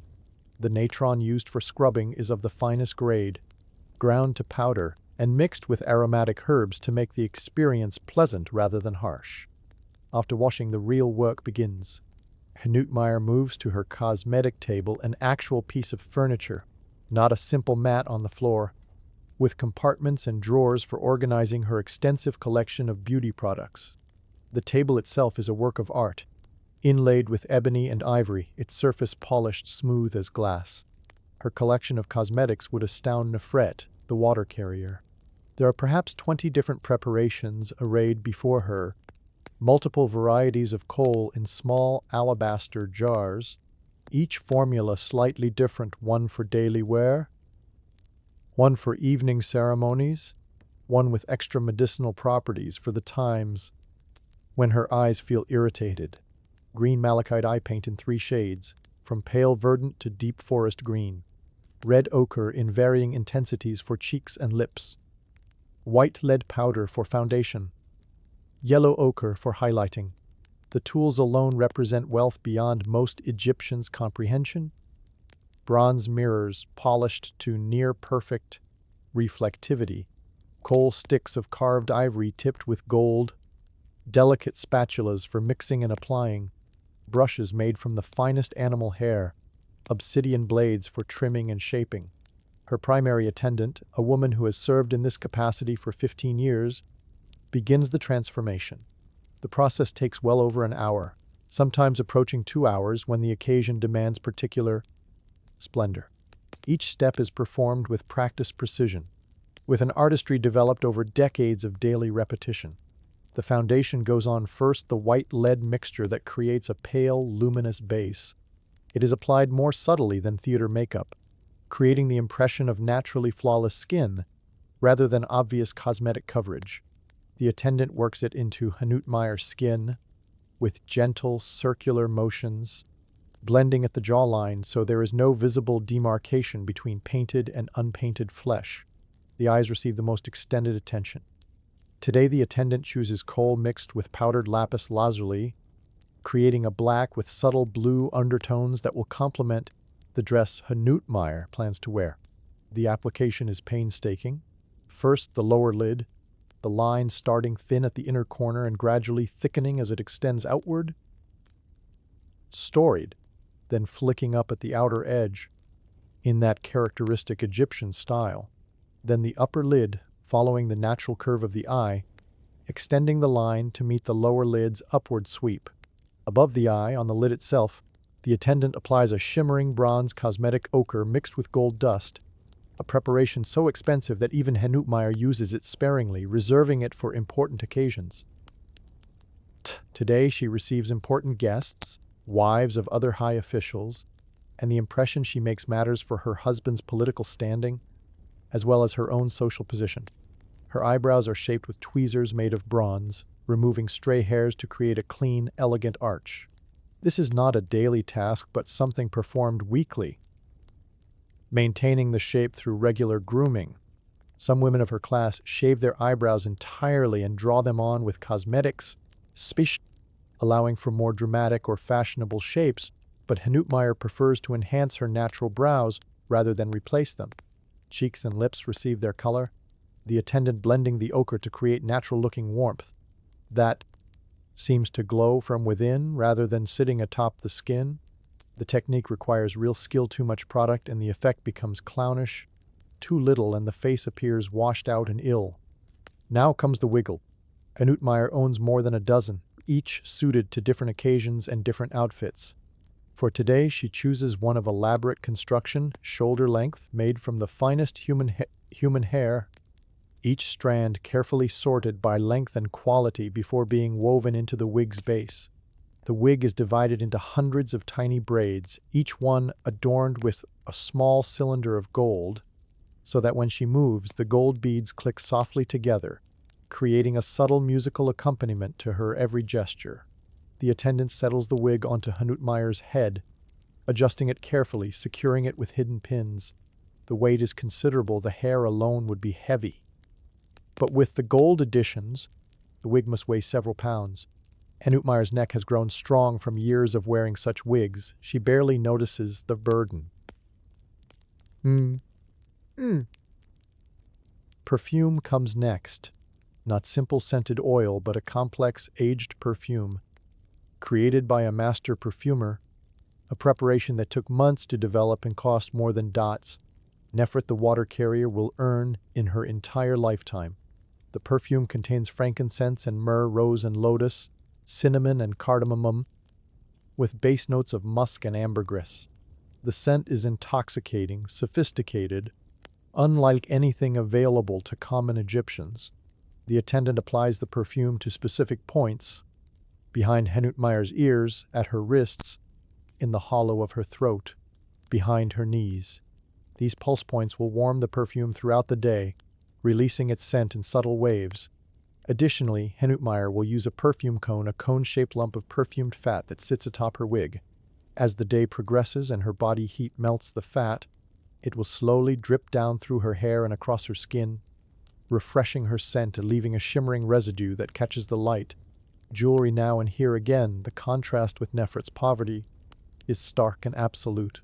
Henutmeyer adorns herself with a broad collar of gold and lapis lazuli, each element cut and polished with extraordinary precision, the entire piece weighing heavily on her shoulders, but creating a stunning visual effect. Bracelets of gold encircle her wrists and upper arms, some solid bands, others articulated to move with her gestures. Rings set with carnelian and turquoise adorn her fingers. Earrings of gold and pearl hang from her lobes, swaying with every turn of her head. Her dress is linen of impossible fineness, so sheer it is nearly transparent, pleated with such precision that the pleats create a pattern of light and shadow across her body. Over this she drapes a shawl of slightly heavier linen, dyed a deep saffron yellow, a rare and expensive color achieved through lengthy processing with imported dyes. When the transformation is complete, Henutmeyer rises and examines herself in a full-length mirror.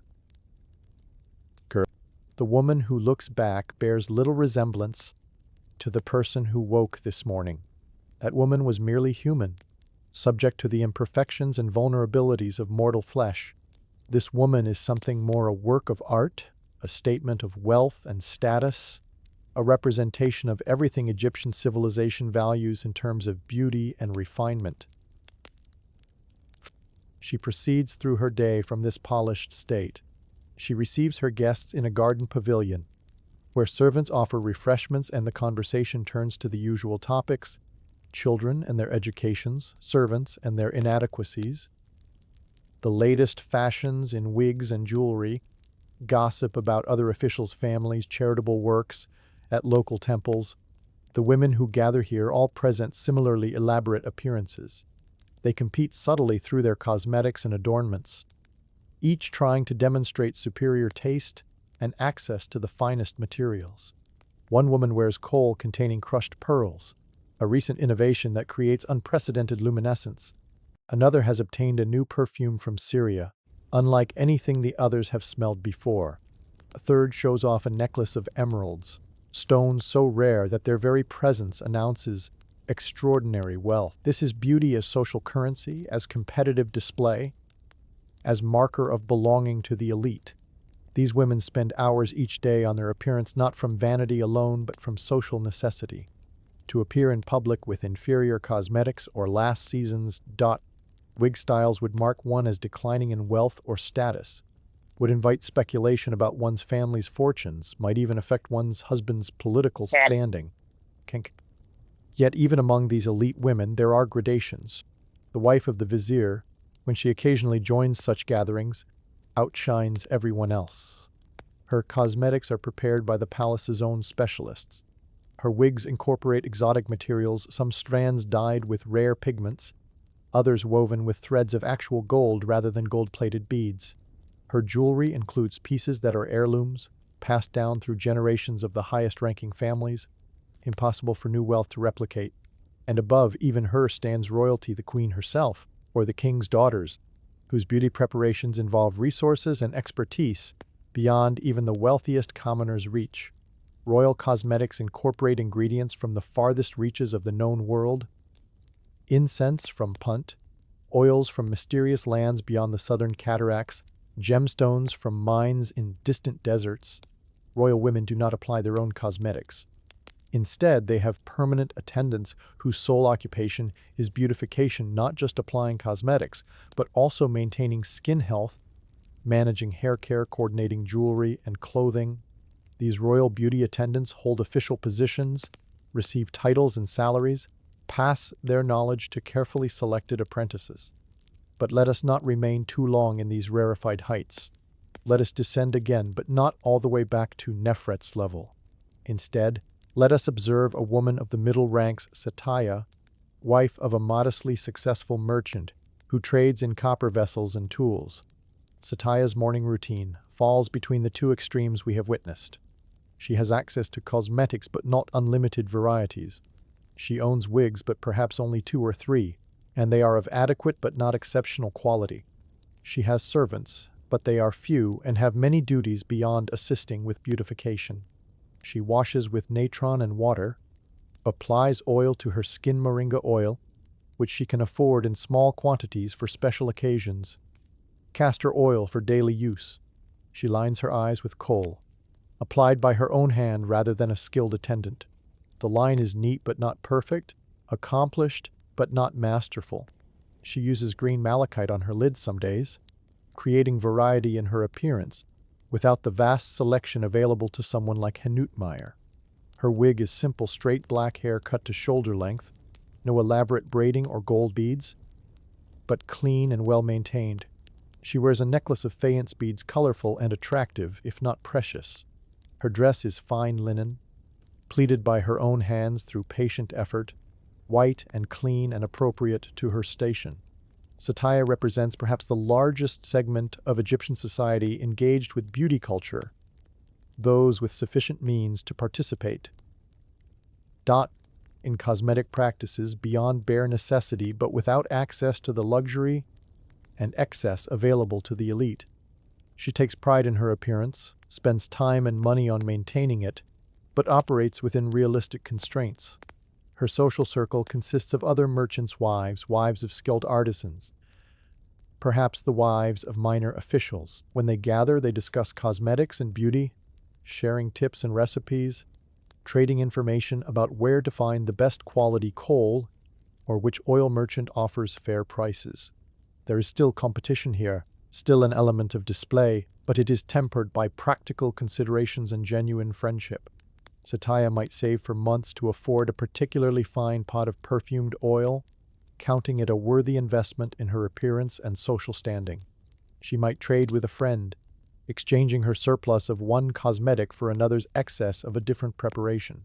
She navigates the world of beauty with competence and care, creating a polished appearance that announces her family's success without pretending to a status she does not possess. As evening comes, we observe the reversal of these morning transformations across all levels of society. Nefret, exhausted from her day of labor, performs minimal cleaning before collapsing into sleep. Too tired for elaborate evening rituals, Satya carefully removes her cosmetics, wipes clean her face, stores her wig properly, attending to the preservation of her materials with the care of one who knows their value. Hanutmeyer submits to an evening routine nearly as extensive as her morning preparation, cleansing, treatments to maintain her skin's condition, careful storage of her jewelry and wigs, application of night oils meant to repair the day's damage to her complexion. And somewhere in the palace, royal women undergo evening rituals. We can only imagine treatments involving the rarest ingredients, massages with the most exotic oils, skincare regimens developed over centuries of royal patronage and refinement. The night settles over Egypt, and all these women, from the lowliest water carrier to the highest princess, sleep beneath the same stars, their faces bare of cosmetics in the darkness, their shorn scalps exposed or covered with simple linen caps, temporarily equalized by sleep's democracy. But tomorrow the sun will rise again, and with it will come the same rigid hierarchies, the same vast disparities in access to beauty's tools and techniques. The system is neither fair nor kind, but it is stable, enduring across centuries with remarkable consistency. Those born to poverty will likely die in poverty, their beauty potential forever unrealized. For lack of resources, those born to wealth will maintain their polished appearances through lives of relative ease.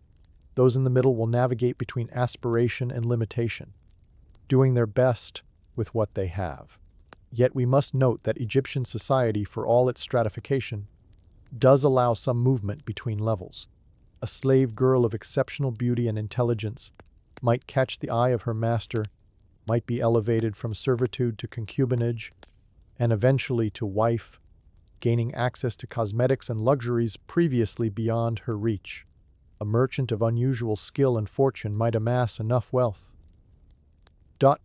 to elevate his family into the lower ranks of officialdom, providing his wife and daughters with better quality materials for beautification.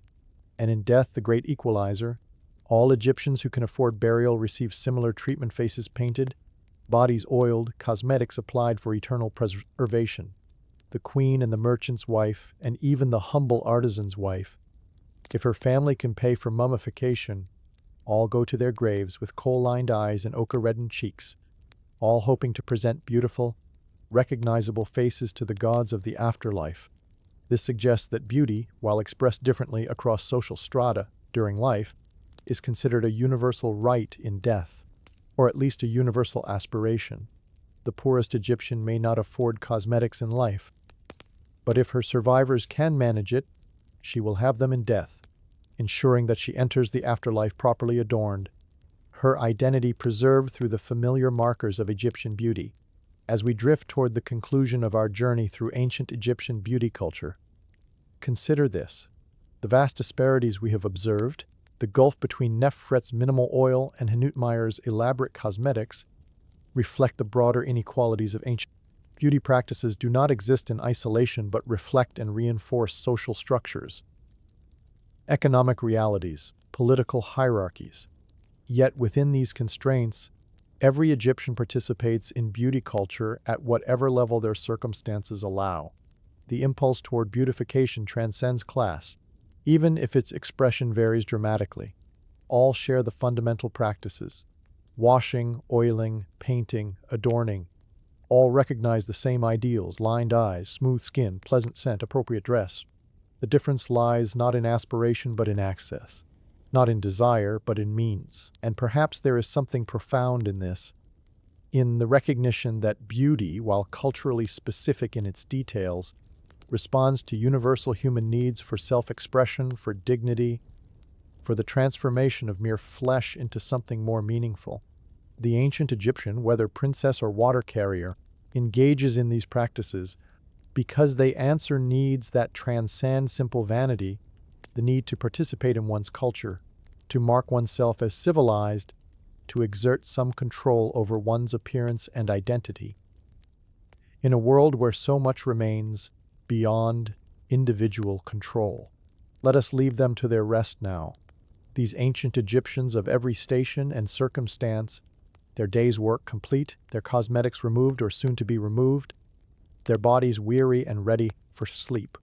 Tomorrow will bring the same routines, the same rituals, the same eternal cycle of washing and painting and adorning that has continued for thousands of years and will continue for thousands more until at last Egyptian civilization itself fades into the desert sands, leaving behind only artifacts and monuments and the faint, fragrant ghost of perfumes long since evaporated into the dry air. And so our journey through the beauty traditions of ancient Egypt draws to a close, like the sun sinking below the western desert, painting the sky in shades of amber and rose before surrendering to the gentle darkness of night. We have walked together through the dusty streets of Thebes at dawn, watching ordinary Egyptians perform their morning transformations, the washing with natron, the careful application of kohl, the smoothing of precious oils across sun-vulnerable skin. We have witnessed the daily rhythm of beautification, those small rituals repeated across thousands of mornings, creating a continuity that stretched. We have stood in the palace chambers with Cleopatra, observing beauty wielded as statecraft, cosmetics deployed with the precision of military strategy. We have seen how intelligence and appearance combine to shape the destiny of empires. We have how a woman's carefully painted eyes could influence the most powerful men of the ancient world, how perfume and kohl became instruments of political survival. We have entered the workshop of the cosmetic maker, discovering ingredients that shock and fascinate, the ground beetles and aged urine, the crocodile, fat and hippopotamus teeth, all those substances that reveal a worldview so different from our own, where magic and medicine blended seamlessly, where effectiveness mattered more than squeamishness. We have learned that the line between beauty and medicine, between cosmetics and protection, between vanity and devotion was far thinner than we might have imagined, and we have observed the vast gulf between rich and poor, between the elaborate preparations of the elite and the minimal ablutions of the laborers, seeing how beauty culture reflected and reinforced the rigid hierarchies of ancient civilization, yet also how the fundamental practices, the cleaning, the painting, the adorning transcended class even when quality of materials did not. What can we take from all of this, we who live in such a different world, where hot water flows from taps and cosmetics come in plastic containers, where the ingredients are tested by laboratories and regulated by governments, where beauty is democratized through mass production and global commerce? Perhaps we can recognize that the impulse toward beautification is ancient and universal, that it serves purposes far deeper than simple vanity. The Egyptians understood what we sometimes forget, that how we present ourselves to the world matters, that appearance communicates meaning, that the rituals of self-care provide structure and dignity to daily life. They understood that beauty is protection, the kohl that shielded eyes from sun and infection, the oil that guarded skin against the desert's harshness. They understood that beauty is devotion, the sacred resins burned as incense and worn as perfume, the cosmetics that transformed mere humans into images of the divine. They understood that beauty is identity, the distinctive lined eyes that marked one as Egyptian, as civilized, as part of a great and ancient culture. And they understood perhaps most profoundly that beauty is continuity, the same practices performed by grandmother and granddaughter, by the distant ancestors who built the first pyramids and the distant descendants, who would witness Egypt's absorption into foreign empires. In a world of constant change and uncertainty, the daily rituals of beauty provided anchor and meaning. As you lie here now in your own darkness, in your own time, perhaps you can find some comfort in this continuity, the human desire to beautify ourselves, to care for our appearance, to transform through cosmetics and clothing and careful grooming. This desire connects you to Nefret the water carrier, to Satya the merchant's wife, to Henutmeyer, the official's lady, to Cleopatra herself. Across the vast gulf of centuries, across the immense differences in culture and technology and understanding, this thread remains unbroken. The specific practices change, the ingredients evolve, the ideals of beauty shift with time and place, but the fundamental impulse remains constant, the wish to be clean, to be protected, to be attractive, to present ourselves to the world with care and intention. Let the ancient Egyptians rest now, all of them, from the mightiest pharaohs to the humblest laborers. Let them sleep in their tombs, their faces still painted with eternal cosmetics, their eyes still lined with kohl that has lasted thousands of years, their skin still gleaming with oils that have long since hardened into residue. They have earned their rest after lifetimes of labor, of ritual, of careful daily attention to appearance and propriety. And let yourself rest too, here in the comfort of your own bed, in a world they could never have imagined, where their practices seem shocking or strange or fascinating, but where the same essential needs for cleanliness, for beauty, for dignity continue to drive human behavior across all the centuries that separate their time from yours.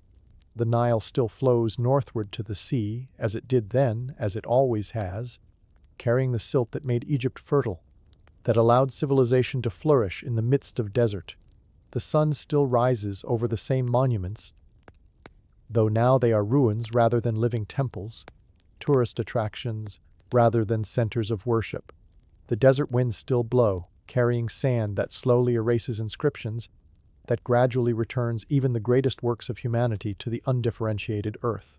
But somewhere in museums, in climate-controlled cases, the cosmetic vessels remain small alabaster jars that once held kohl, ceramic pots that contained red ochre bronze mirrors that reflected faces long since turned to dust. These objects testify to the care ancient Egyptians took with their appearance, to the value they placed on beauty, to the hours spent each day in transformation and maintenance. And somewhere in those same museums, if you know where to look, you can still find traces of the cosmetics themselves, residues, analyzed by modern chemists who confirm the presence of lead and copper, of frankincense and myrrh, of all those ingredients we have discussed. The beauty preparations of ancient Egypt have outlasted empires, have survived when monuments crumbled, enduring as chemical evidence of human vanity and wisdom combined. Close your eyes now if you haven't already. Let your breathing slow and deepen. Imagine yourself one last time in ancient Egypt, but not in the busy daylight hours. Instead, imagine the deep quiet of night, when all the cosmetics have been removed, when the wigs rest on their stands, when painted faces have been washed clean. In this darkness, Egyptians sleep as you sleep. Their bodies relax, their minds drifting toward dreams. Tomorrow will bring the same routines, but tonight there is only rest, only the gentle oblivion that claims all living things when day is done.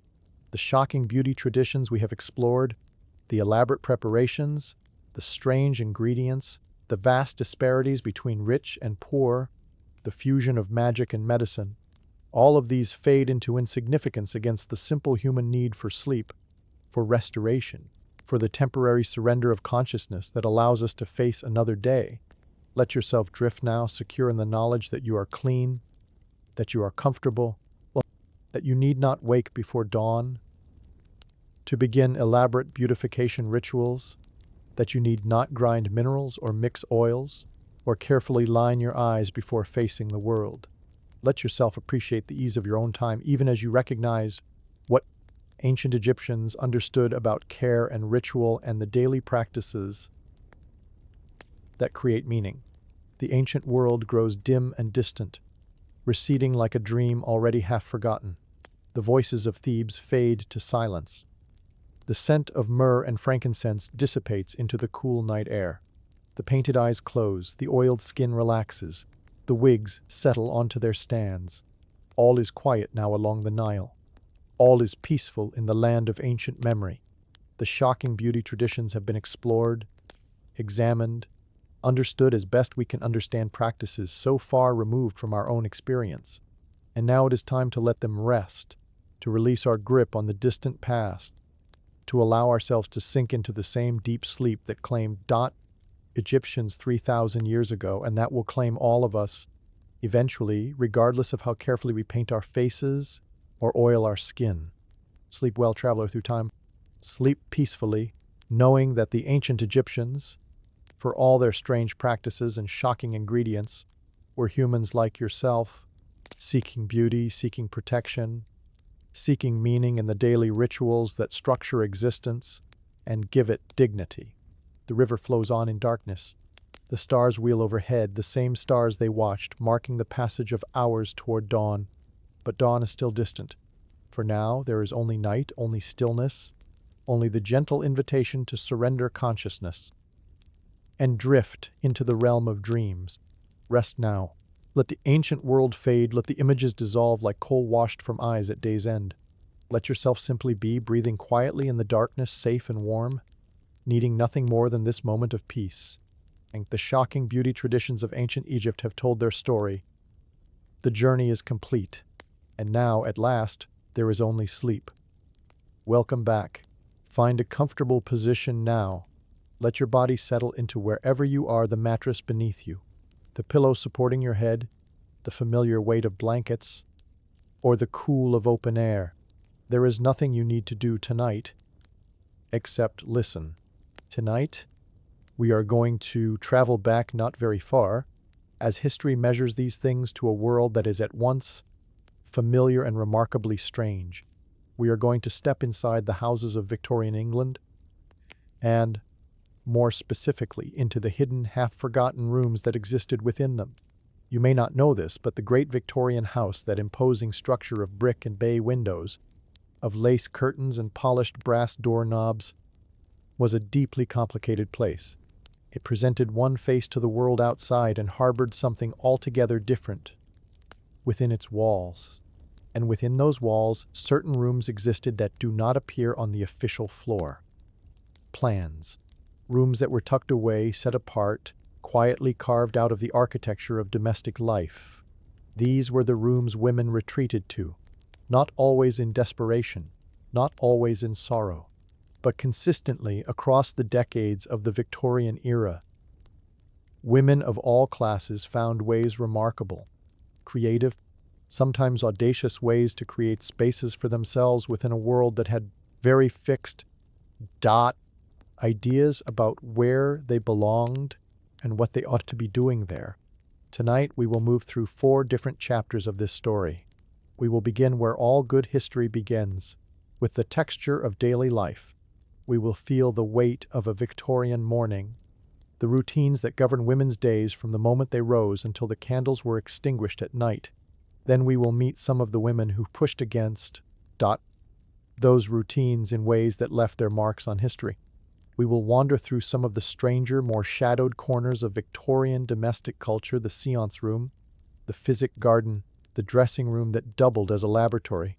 And finally, we will look at how class shaped all of this, how a parlourmaid's experience of the Victorian house differed entirely from the mistress of that same house, and how both of them, in their own ways, found small hidden freedoms within its walls. Let the day drain away from you now. Let your thoughts slow, like traffic on a quiet evening road. We are in no hurry. There is nowhere to be tonight except here, and there is no one asking anything of you. We begin.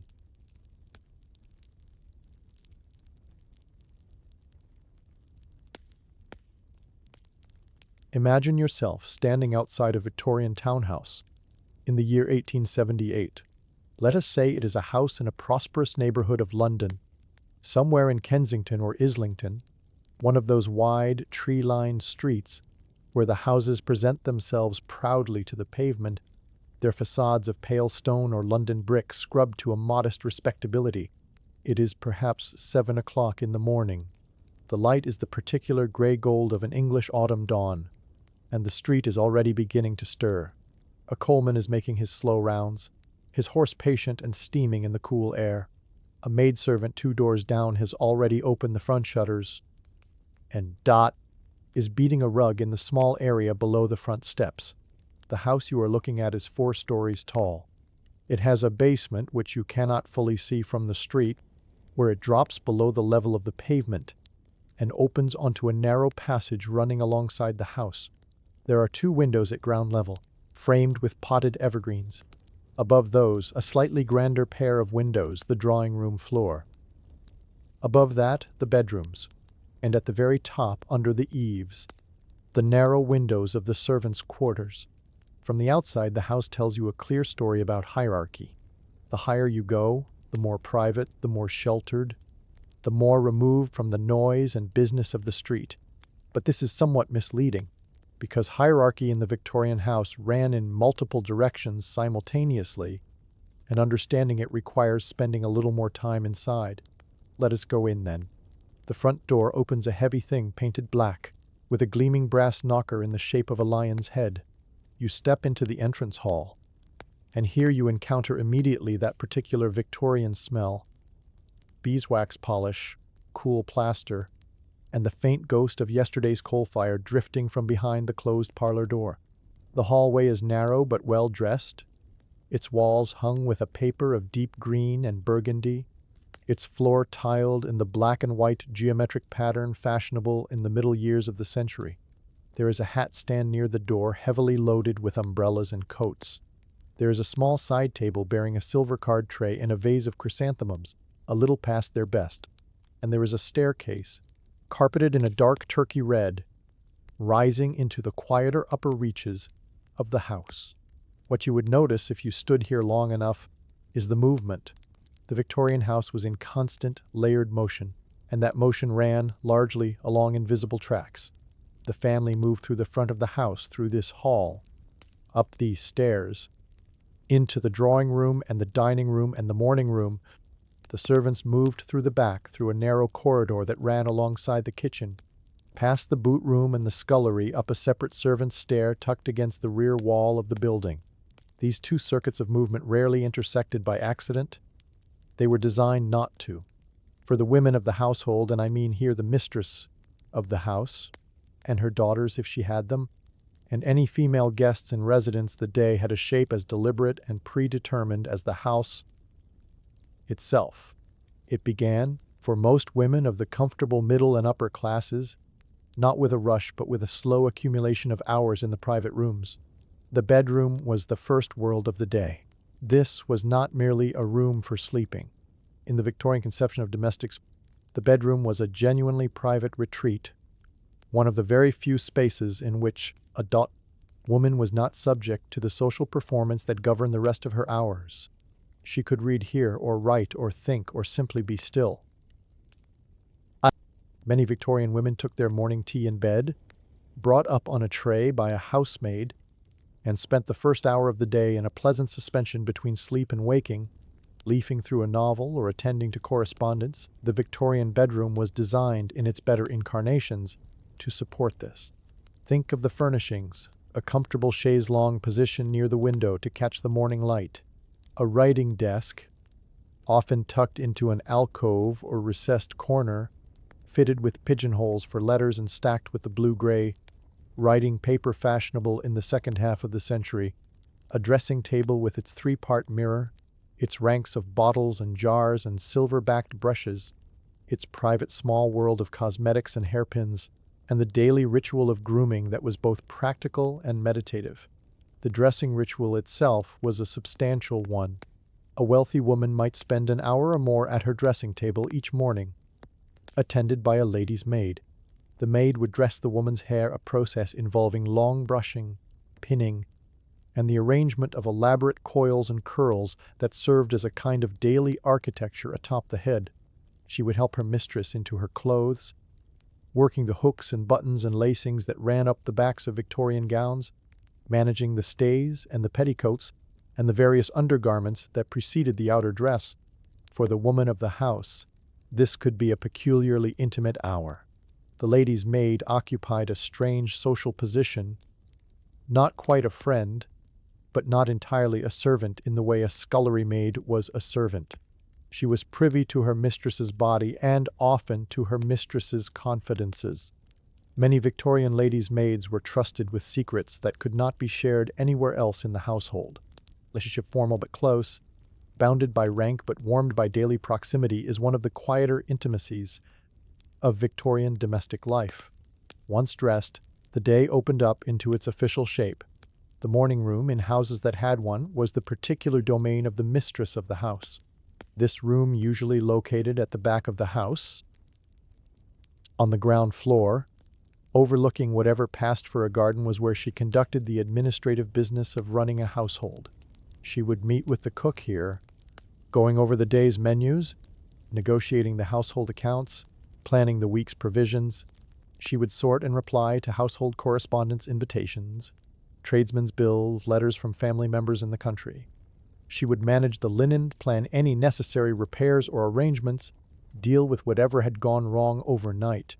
The running of a Victorian middle-class household was, it is worth understanding, a genuine occupation. Were these a house of moderate prosperity might employ 5 or 6 servants, and managing those servants, their schedules, their wages, their grievances, their occasional absences and ailments was a task requiring both organizational skill and a particular kind of interpersonal intelligence. Mrs.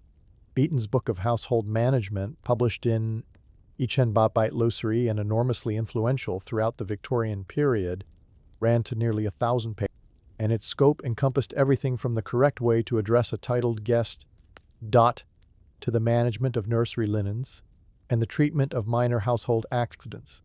The morning room was, in this sense, an office, but it was also a retreat. Because the morning room faced the garden rather than the street, it had a quality of privacy and informality that the more public rooms of the house lacked. The drawing room was for receiving visitors. The dining room was for formal meals, but the morning room was allowed to be a little imperfect, a little lived in. There might be a comfortable armchair here, worn to the shape of its occupant. There might be embroidery left out on a side table, half finished, instead of tidied away. There might be books not quite returned to their shelves.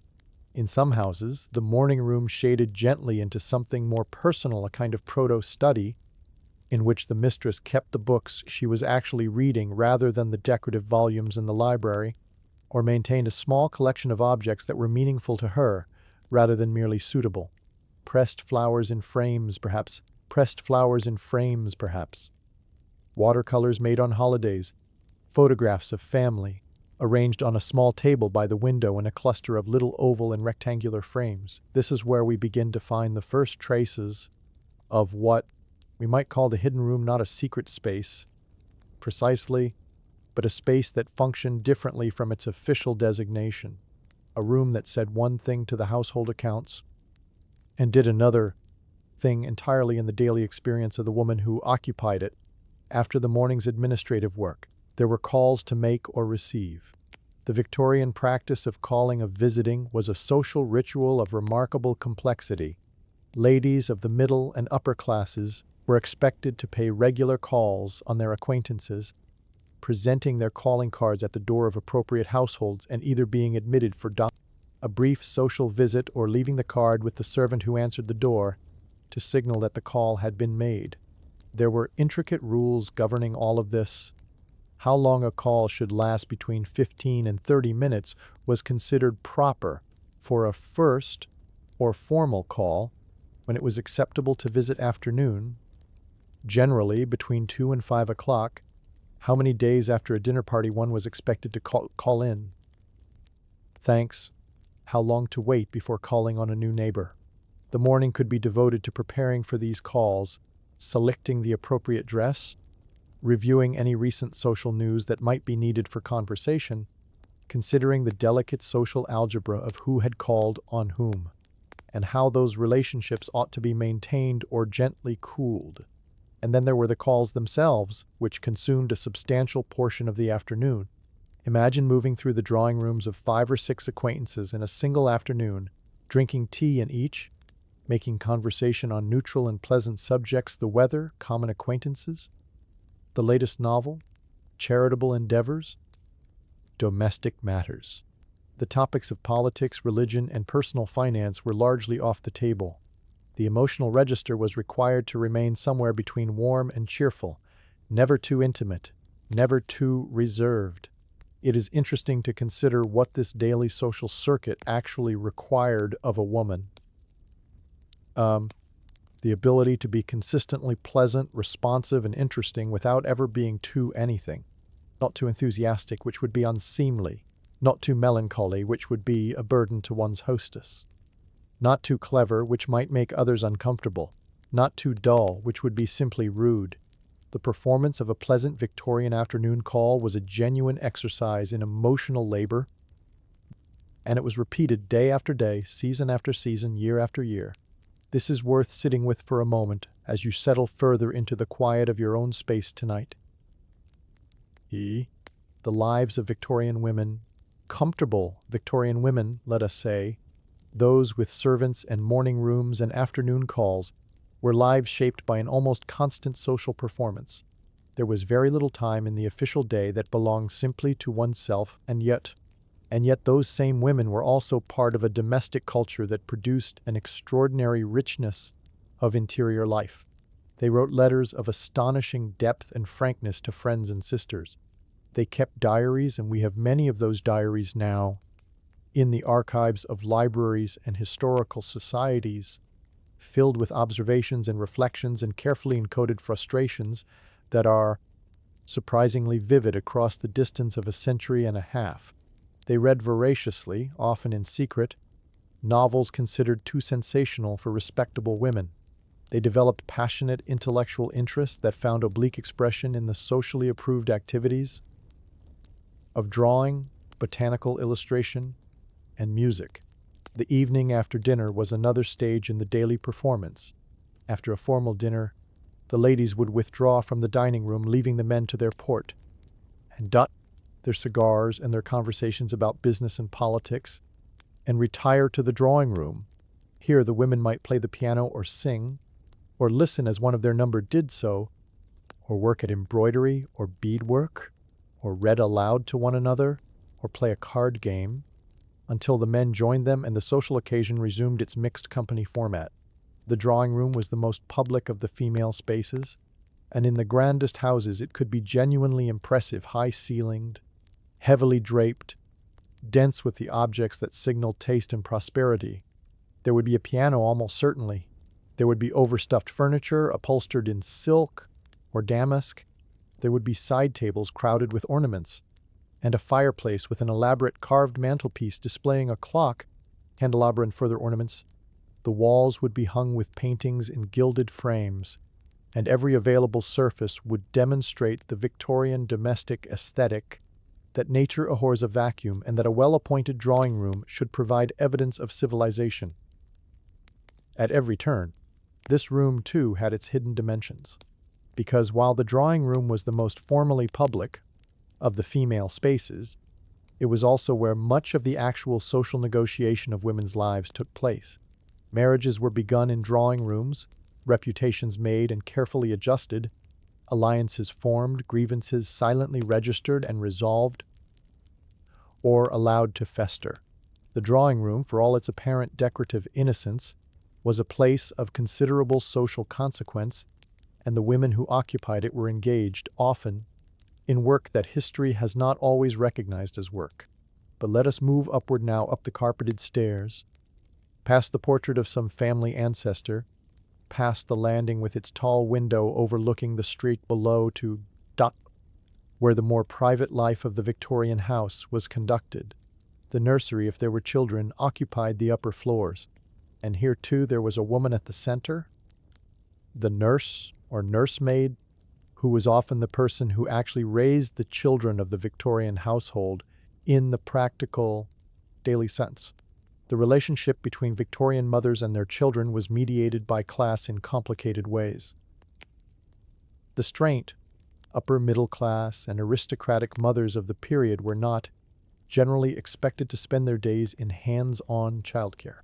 They might visit the nursery at set hours after breakfast, before dinner, and maintain an affectionate but somewhat formal relationship with their children. The nursemaid or nanny was the actual constant presence. In the nursery, a different world existed. It smelled of warm flannel and nursery food, bread and milk, egg custard, the sweet, starchy comfort of an early Victorian diet for children. It was warmer than the rest of the house, being closest to the nursery fire, and its furnishings were more worn, more practical, less concerned with display. The toys here, wooden soldiers, cloth dolls, building blocks were evidence of an actual life being lived, rather than a performance being staged. For the nursemaid herself, the nursery was both workplace and living space. Many nursemaids slept in the nursery, in a small bed near the children's, so that nighttime wakings could be attended to without the long journey down dark stairs. Her days were organized entirely around the children's needs: feeding, clothing, bathing, walking, instructing, comforting, disciplining, within the limits of her authority. She had, in some ways, less personal freedom than almost any other occupant of the house, because she was never truly off duty so long as the children were in her care. And yet the nursery was also a space of genuine warmth and comfort. We have many accounts from Victorian childhoods from those children grown into writers and memoirists of nurseries, remembered with deep affection, of nursemaids who became the truest emotional anchors of childhood. These women, often young, often from modest rural backgrounds, often themselves away from their own families for the first time, created small worlds of warmth and continuity within the formalized structure of the Victorian household. They were storytellers, comforters, the gentle presences who made the nursery feel safe and welcoming. As the day wound down and the candles were lit, the house performed one more quiet transformation. Lamps were trimmed and placed with care, fires tended according to the weather and each room's needs, curtains drawn against the gathering dusk. The sounds of the house shifted, to the street noise softening into something more distant, the voices of servants moving about their evening tasks, becoming gentler and more occasional. In the bedrooms, the evening ritual mirrored the morning's in pleasant reverse. The lady's maid would come to help her mistress prepare for rest, carefully arranging the day's elaborate hairstyle into something comfortable for sleep, laying out fresh night clothes, ensuring the bed was properly warmed and welcoming. There was, again, that peaceful quiet of the dressing table, the application of soothing creams, the rhythmic brushing of hair, the small nightly ceremonies that marked the end of the public day, and the gentle return to the private self. In these closing rituals, in the soft lamplight of the bedroom with the day's formalities finally set aside, the Victorian woman was most fully herself, and it is there, perhaps, that we find the true meaning of those hidden rooms. We will be exploring tonight because the hidden room was not always a physical space. Sometimes, as you will begin to see, it was a moment of habit, a private ritual performed in plain sight, a small interior freedom folded carefully into the visible structure of the day. The house, after all, was a container for life, and life, even in the most carefully ordered of centuries, has a tendency to flourish in unexpected spaces. The Victorian woman, as we will discover, was remarkably resourceful at finding those spaces and filling them with meaning. Rest now, if you are ready to. Let the sounds of this Victorian house, the gentle coal fire, the distant murmur from the kitchen below, the soft voices, the quiet creak of floorboards under careful footsteps, settle around you like something familiar and comforting. The day in this house is ending as days have always ended. The lamps are burning low. Somewhere in the city outside, a clock tower is marking the late hour in long, unhurried strokes.